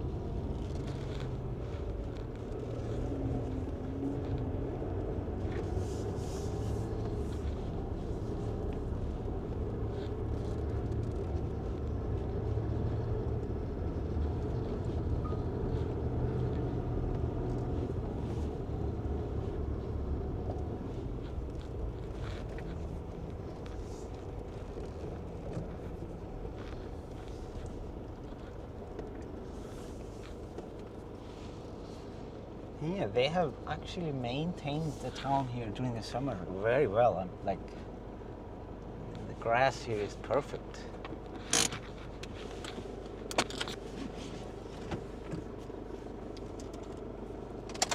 Okay, drone flight, second try. No spoe in sight. Should be safe until they say no. But I can hear them. I really can.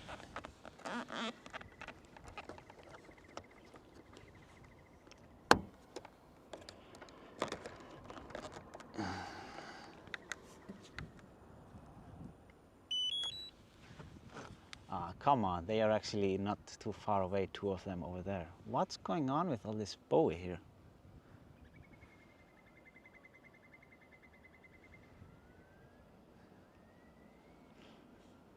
Okay, I'm going to just keep the drone low and go like...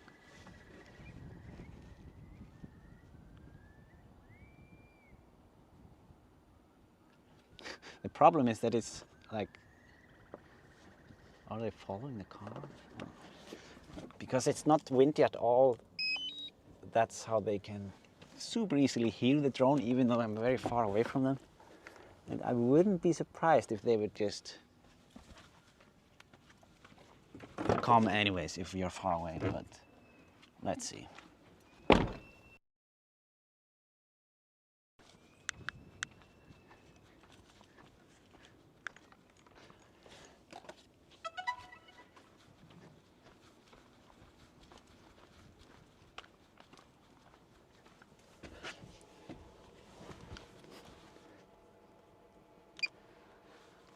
Yeah, this is a brand new problem.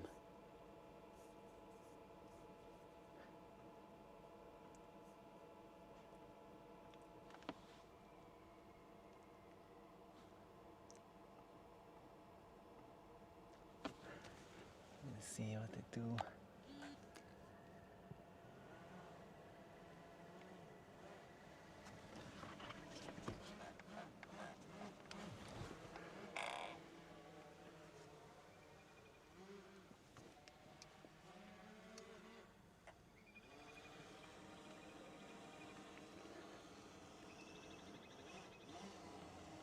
So,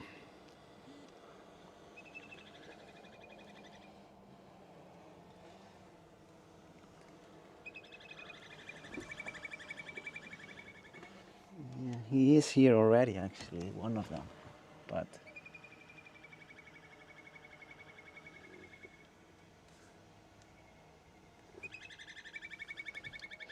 okay, but I think I can even, if I barely go up, I could show you what I want to show you. Just this part over here.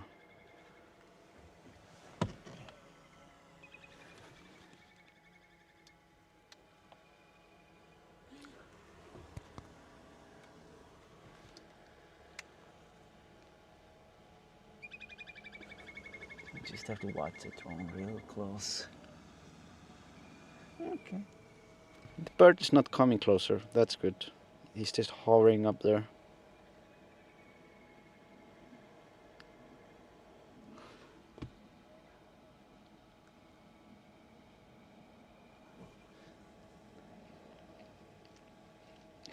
So we are at 6-meter height. They don't allow me to go higher. Oh, a little bit, let's see.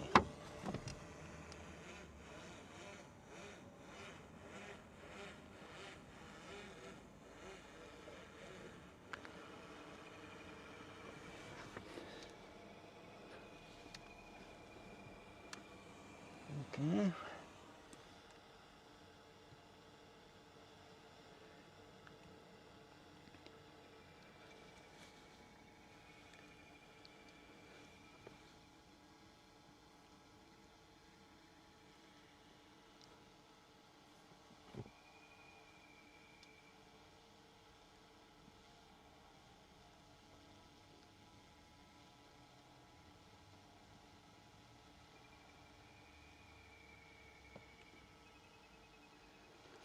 Yeah, so unfortunately this is all that I dare to do from here.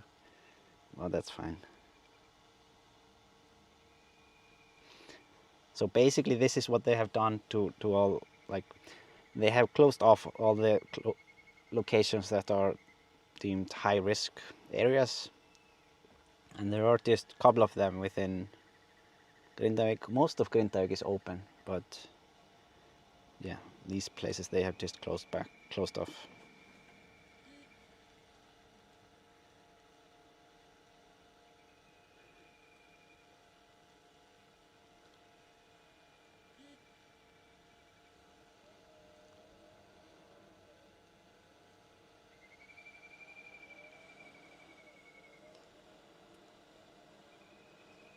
You can see the crack there.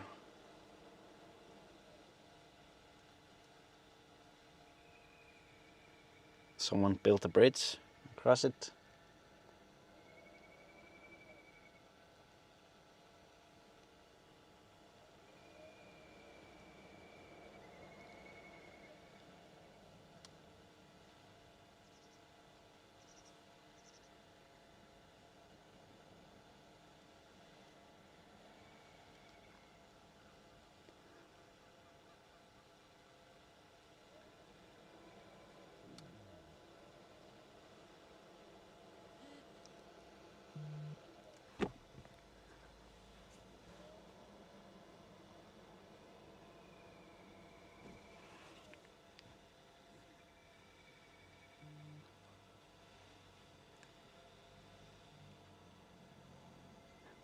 They are getting, like, they are watching me. You can see up here, he's there, like, just staying guard.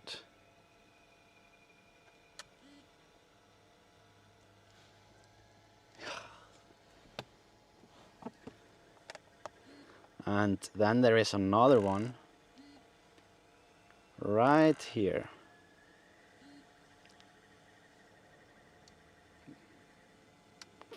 So if I go any higher or move closer, they are gonna... Never mind.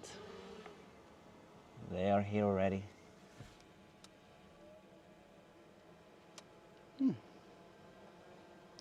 Yeah. So they just want to chase me out of town. Okay, we'll just keep on going. I mean, I just wanted to get some look from above of the crack. But yeah, I mean, they are pretty, the birds, but they are not friendly.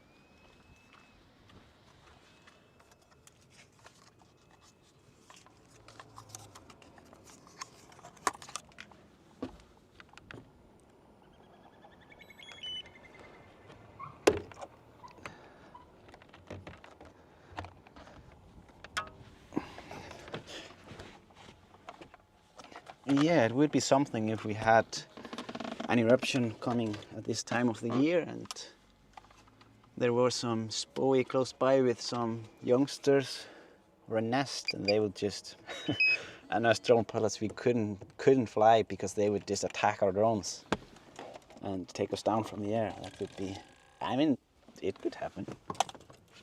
It could happen for sure.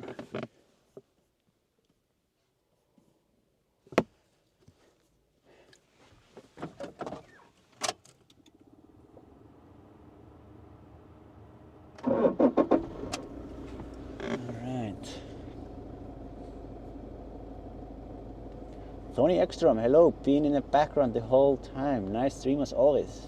Oh, nice to see you, Tony. Glad you're enjoying it, even you are in the background.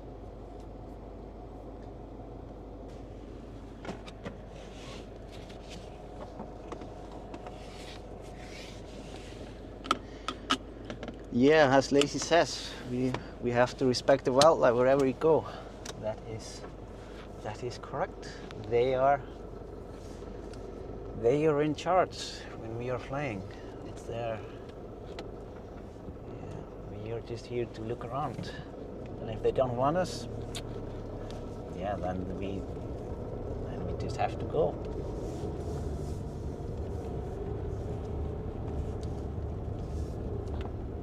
So I'm gonna go to the upper streets closer to... Oh, maybe I should just then go here towards the right. Closer to the wall or the edge of town, north edge of town. See if I can have a decent view of the Hagafell Crack from there. It would be the simplest way to fly over there.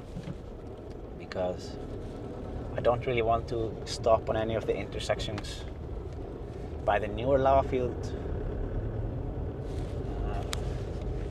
Even though I've done it before with permissions, and technically I can do it, but because there are also tourists there, and if I stop somewhere, they will stop as well, and it's just yeah, it's just have to do be a good example.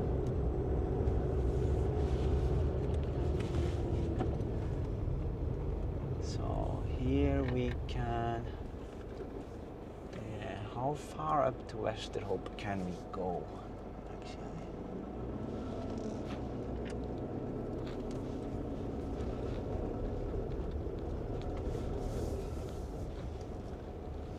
No, I cannot go up there.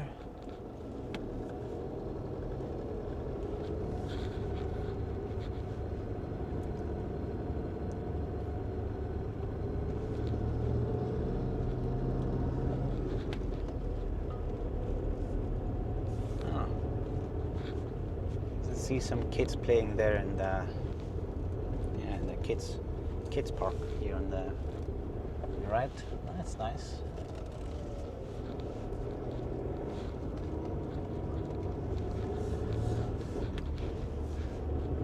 Yeah, I mean honestly, Grindavík is very safe at the moment.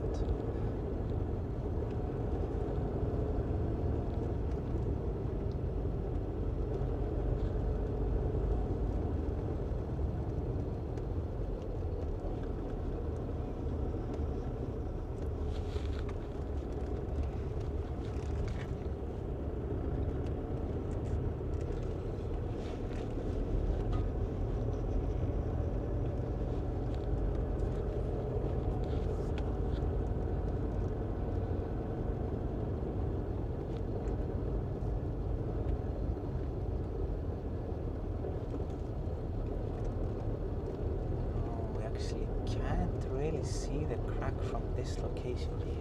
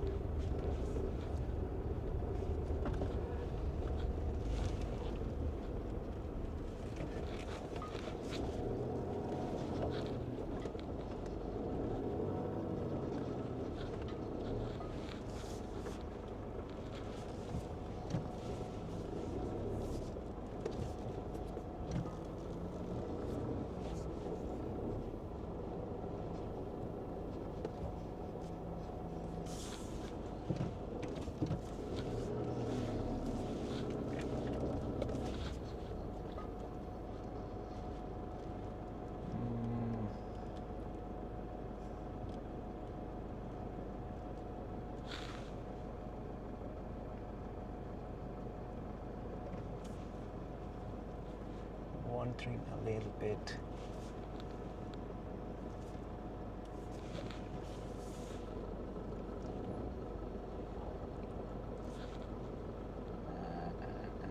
Which might be. Yeah, maybe it might be just best to do some streaming from here, from this location. Just thinking what we can see. There are no birds here, so that's good.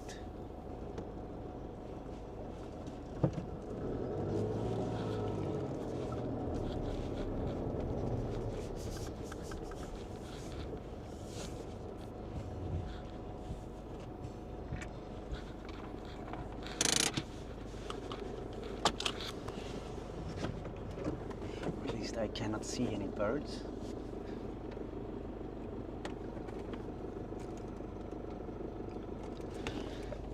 So yeah, I am just going to prepare things here again, real quick.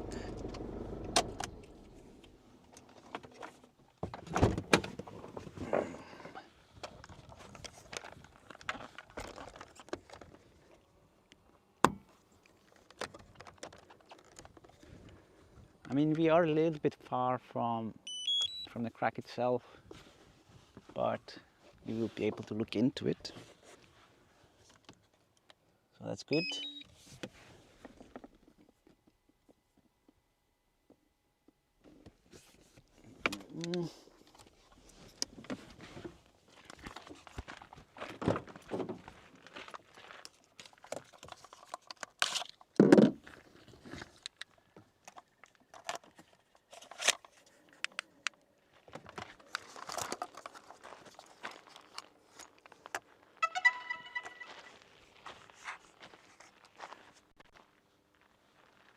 I can.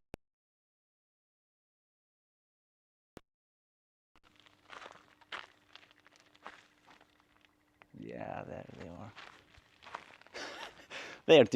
they're just above the town.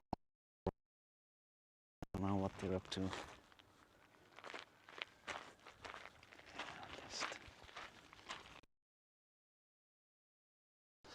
I mean, they're not gonna chase me up to the lava field. I doubt it. That's, I mean, I know for a fact that they don't have any nest over there.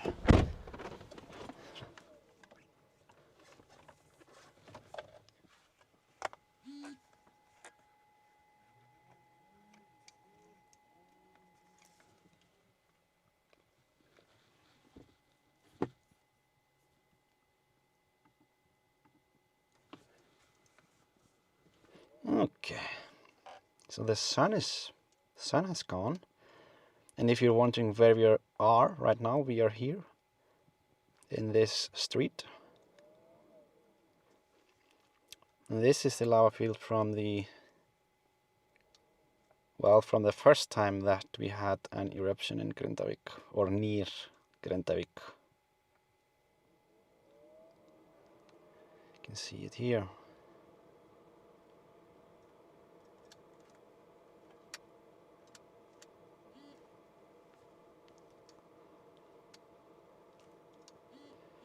Oh, you can actually drive this roundabout here.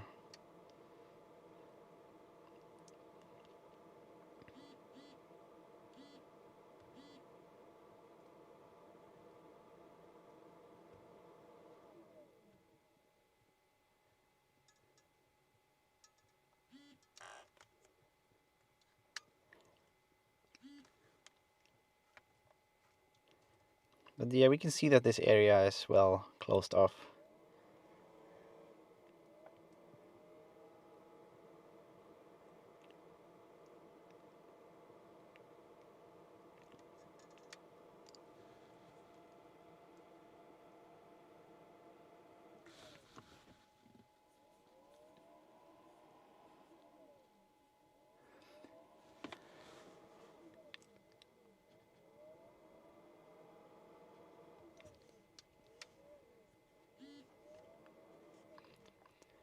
So here you can see the house where the lava stopped just right by it.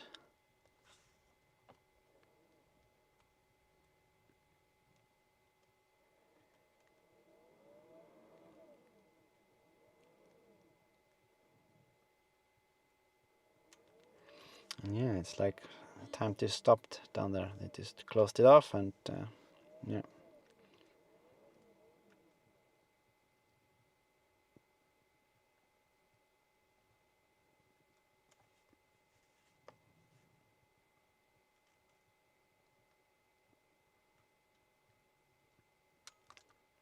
Oh, there was a bird up there. Okay, so I am going to move out here. And this is from the latest eruption, this section here.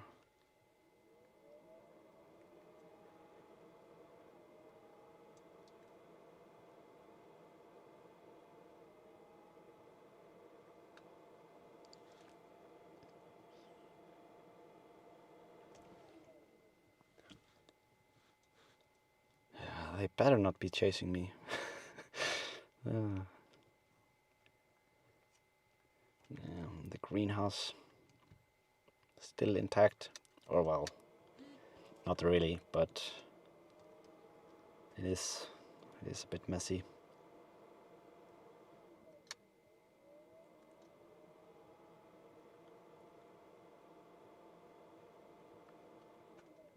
Oh shoot.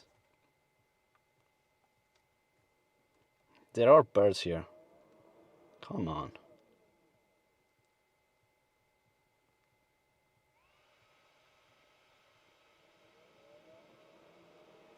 I'll have to put it in sport mode.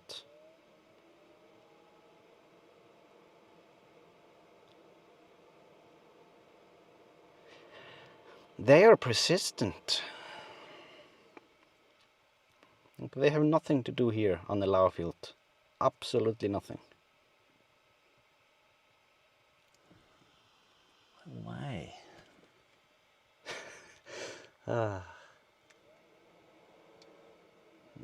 They're funny.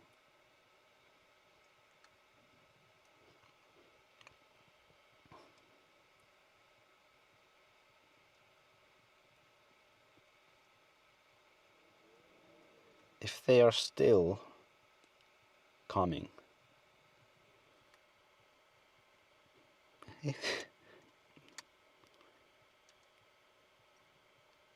I can see it there.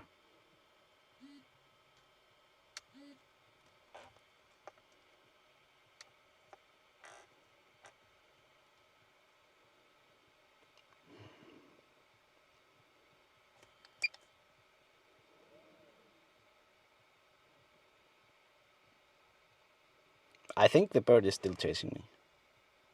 Come on.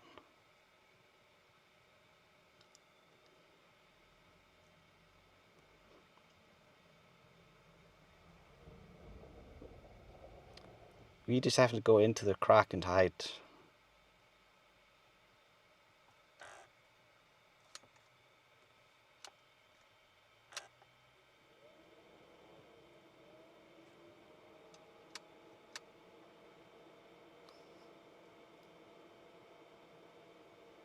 I mean, he's way out of line, in my opinion. He's like, I was like 1 kilometer out from the town at least, and he was still chasing us.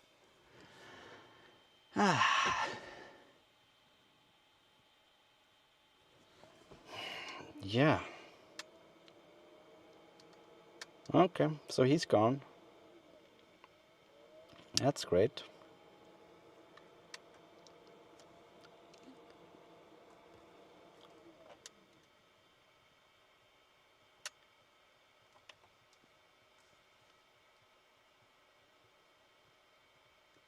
I wonder how far into the crack we can go.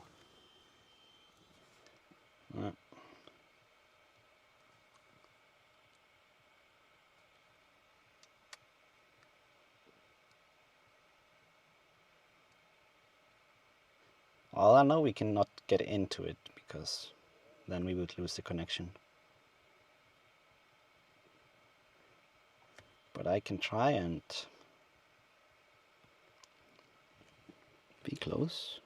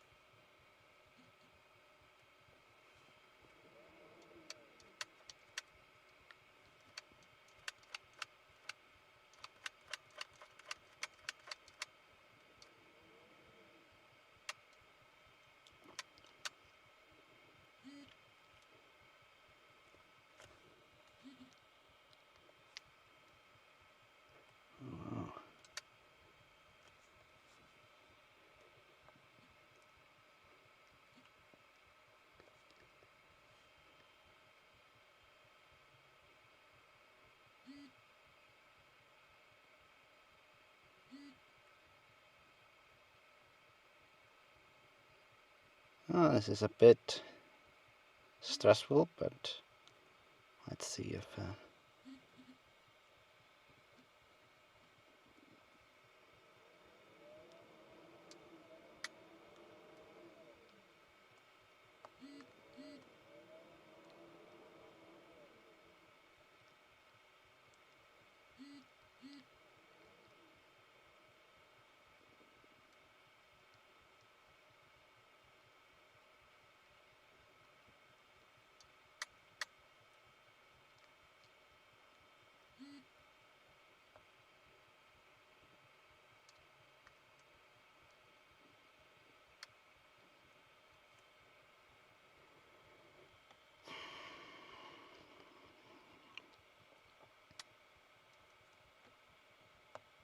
It's shaking a little bit up there.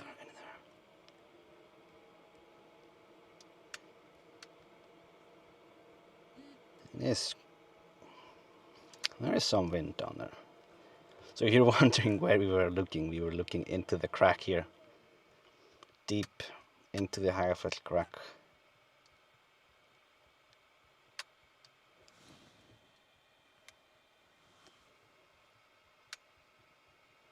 So basically zoomed in 3x here, and then zoomed in even more.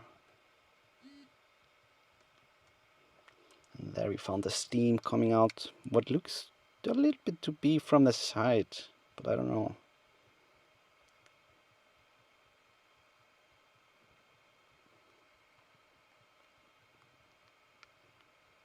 You can see that this is probably from the steam.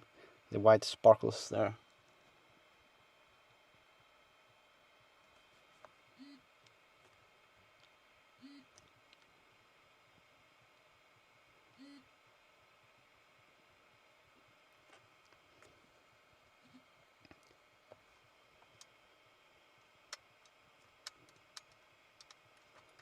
You can see some yellow here, a little bit. Wonder if it's mud or something like that. Just I don't know.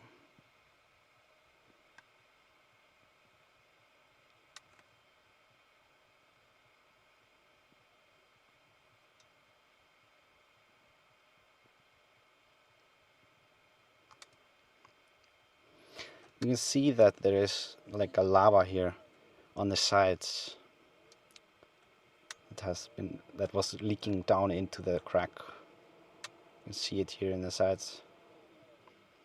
And that's what was making the explosions, I think, earlier during the June eruption. It was leaking down here and making some boom.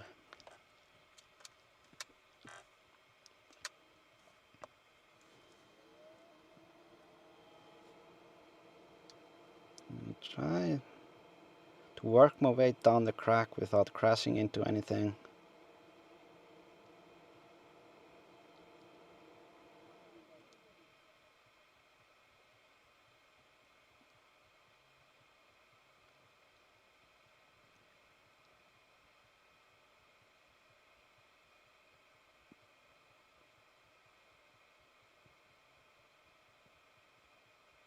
Oh, getting a little bit of interference here.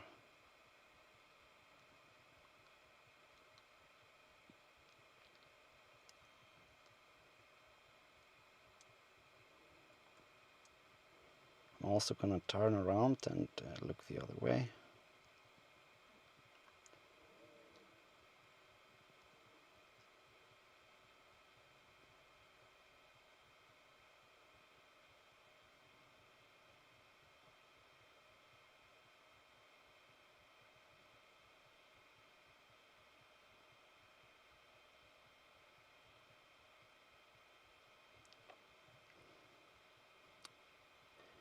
So the lava was flowing across before it cracked open. I hadn't thought about that actually, but that's what it looks like. It was already flowing across and bam.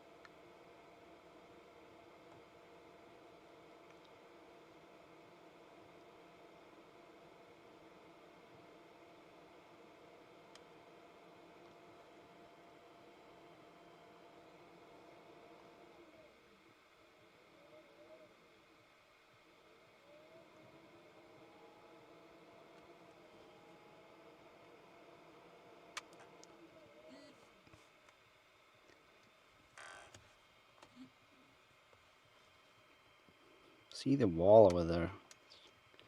It's really interesting.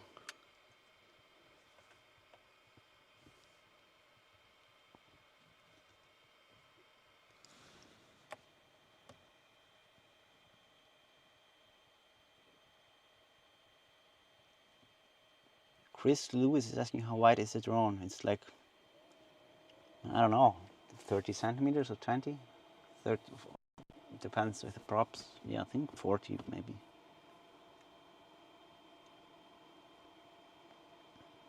I mean, technically, well, like I could fly into the crack, but I would have to be located very well and with a very stable weather.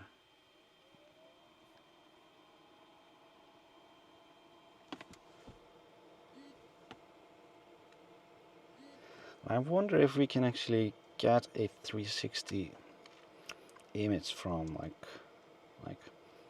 how deep into the crack we can go for a 360 image.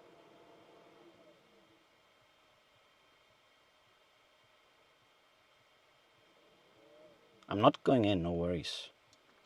I just want to be close. Maybe I can. No, it doesn't matter probably.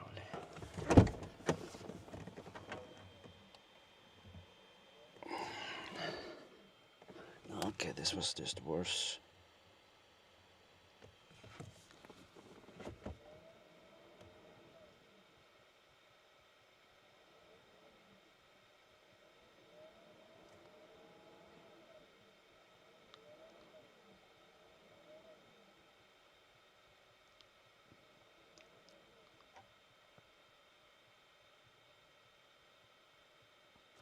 I'll try and do a 360 here, see if that works. But I do have very bad signal, so I'm not sure if the drone allows me to. We'll see. Yeah.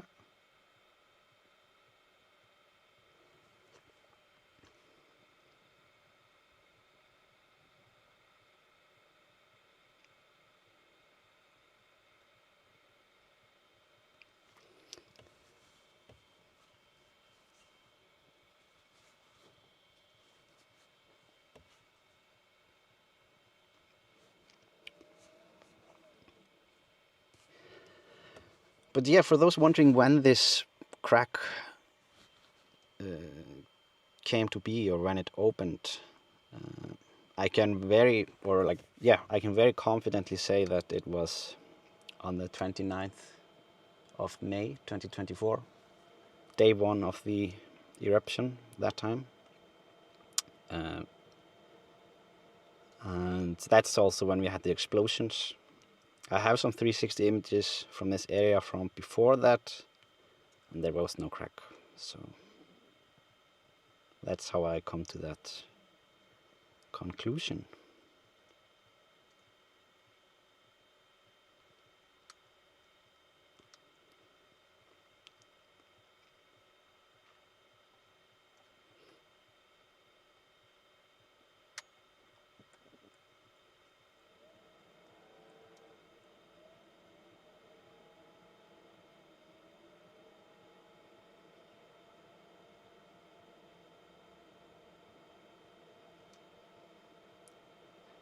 Let's see if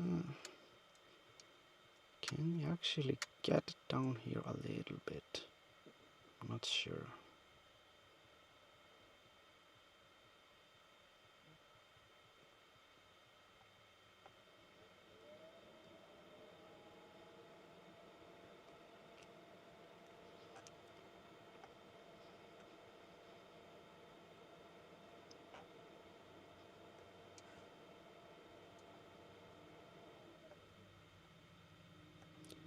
I mean, it is a little bit tight and a little bit windy, so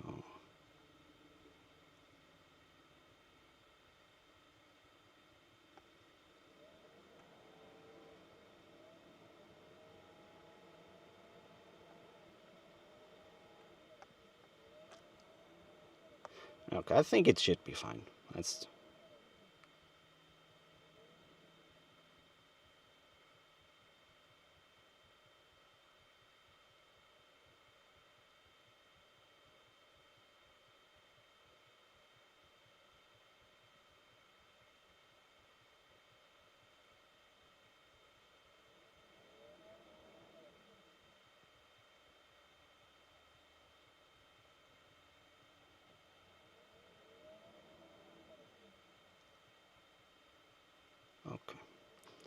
gonna go up from the risky. Whew. It's a bit stressful to be down there, I admit.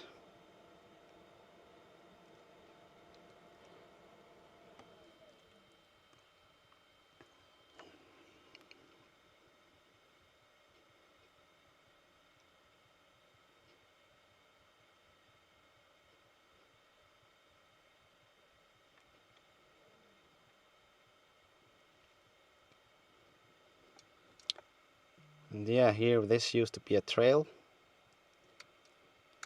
so puts it a little bit in a perspective. I'm gonna swap over this here.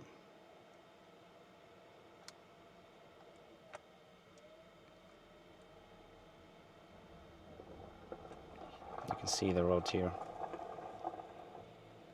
where it used to be.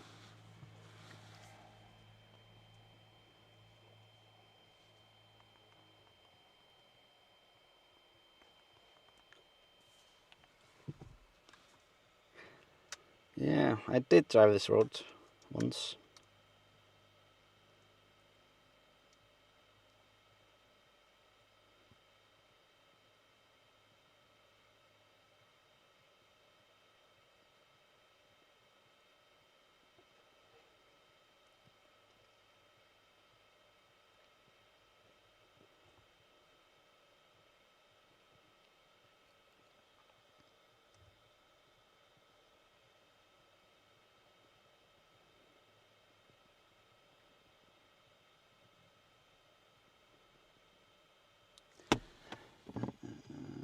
You see, there's old road up Hagafell.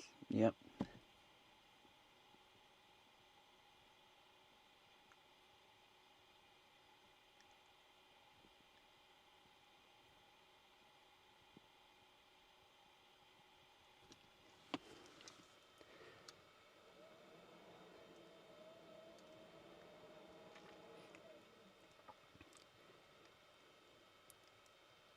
But yeah, if you check the highlight video from the 29th eruption, 29th May 2024,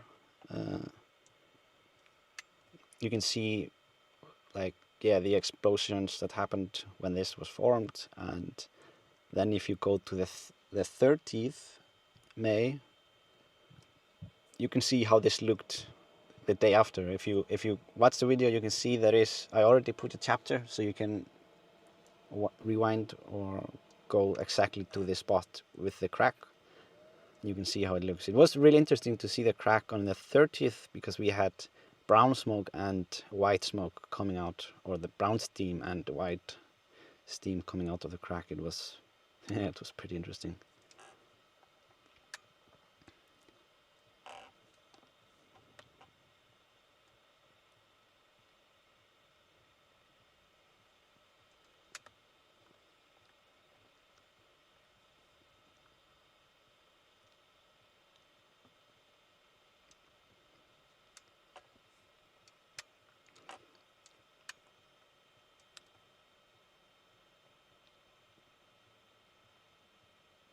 Probably can't go much lower from this, because there is so much in between us and the drone. I mean,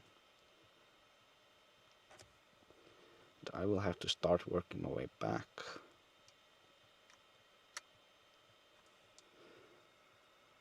Yeah. I'm gonna need all my power to get back, because we are going to have a company, I think, somewhere on the way, maybe, or maybe not. Maybe they won't have noticed.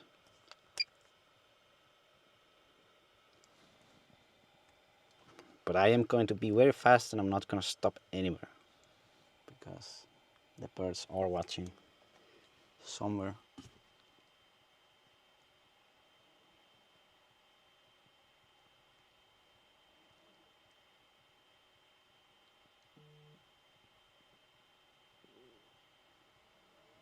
Is this a new crack, Isak? No, it's not. It's not a new crack.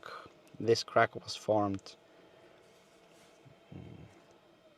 on 29th of May of last year, 2024. during that eruption.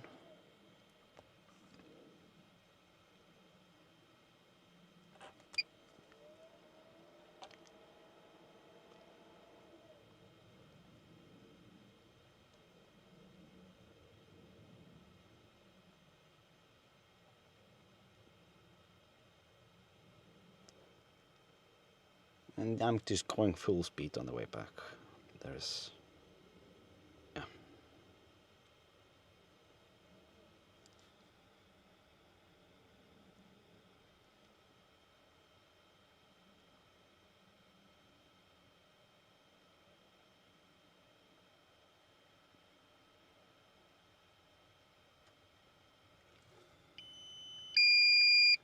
Oh, there is someone. Maybe there is someone that has nested like in the field right next to the lava field, basically. I think so. There is a couple.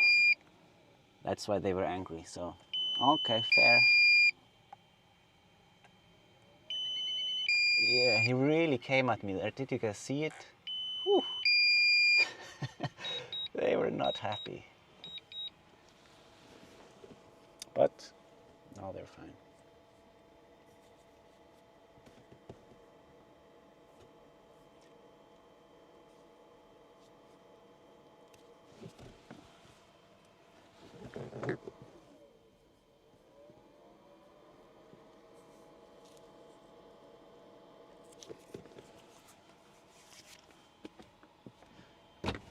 Okay, I'm gonna get the drone.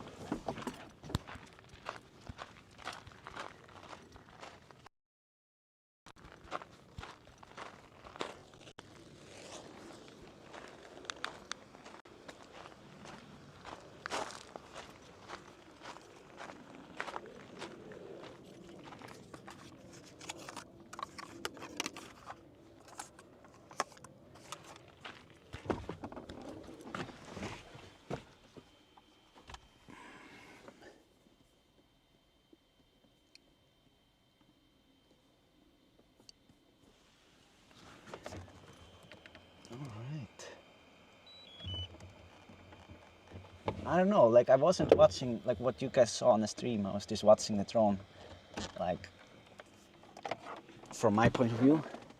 But I saw the bird was close. I'm not sure. Did you guys catch it in the camera? Oh, I think so.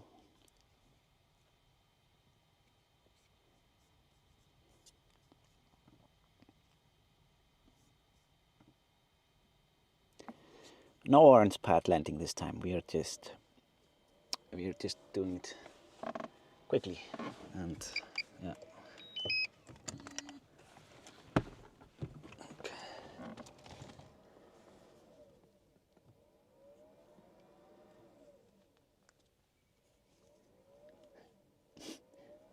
Yeah, we saw him charge you. Yeah, okay. Yeah, then you can. Yeah, probably saw how serious he was about this. He was very serious. So we're not gonna fly more.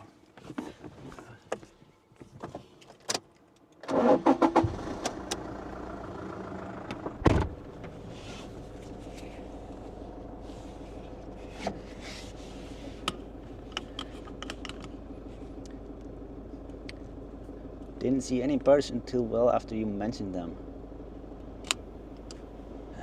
Yeah, I mean, sorry. They're just here in Grindavík and around Grindavík. That's I didn't expect that. I thought we could fly a bit more within the town and inspect. Like I could show you more of the crack that was formed here.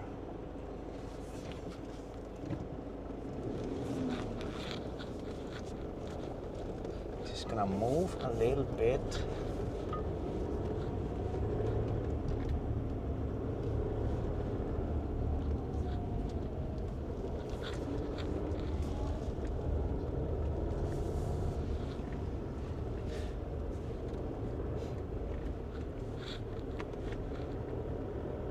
So yeah, I think I'm not going to be doing more flights in this stream.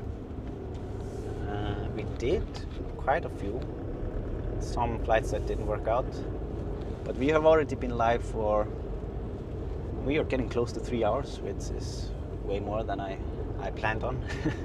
So I will have to get myself start getting or working my way back home.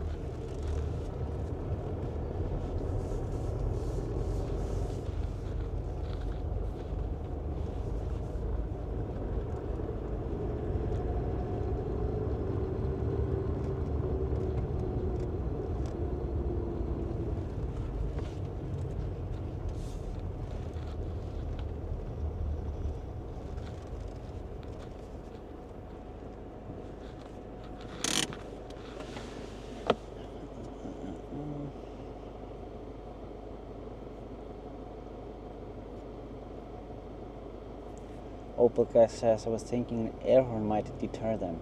No, I mean, I think that would just provoke them. That's there is nothing we can do except for just move away. I mean, yeah. I mean, they are big enough that they would be fine if they would take down a drone, but they would not love it. No one would love it, so yeah.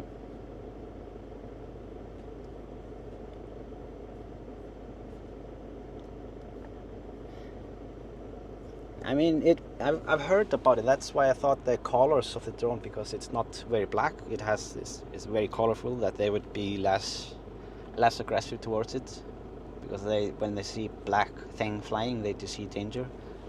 But apparently that's not enough.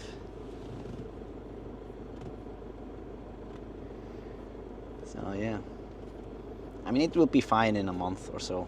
Like then. Like after July ends, they will be out of here probably with their kids flying around. I don't know.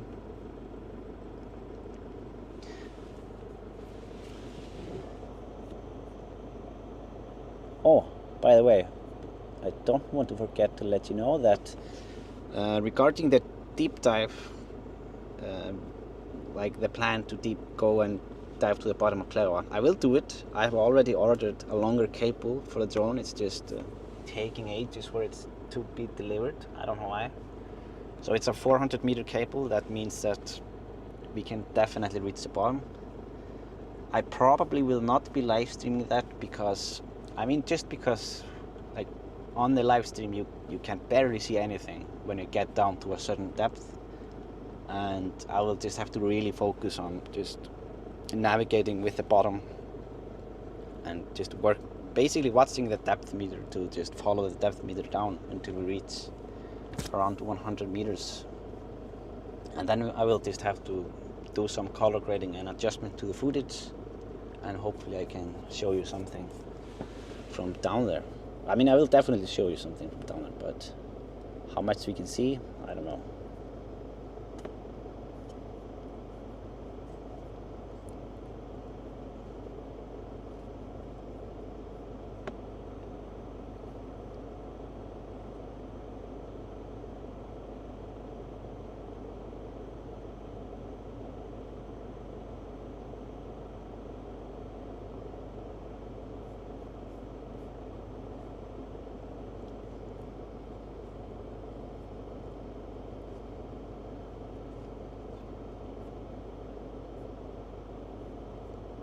But yeah, I am going to work my way home.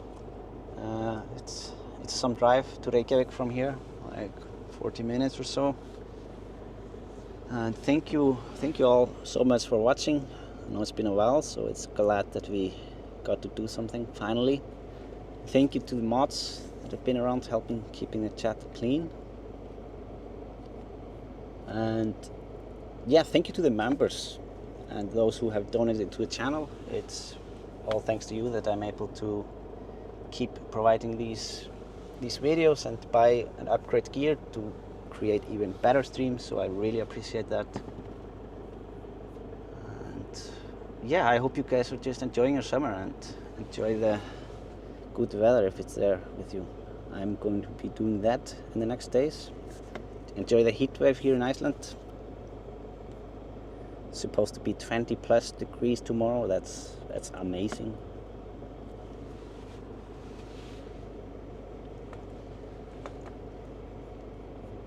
So yeah, I will share the 360 images with you very soon. I'm very excited to check them out at home, see how much I captured and how much detail we can see from it.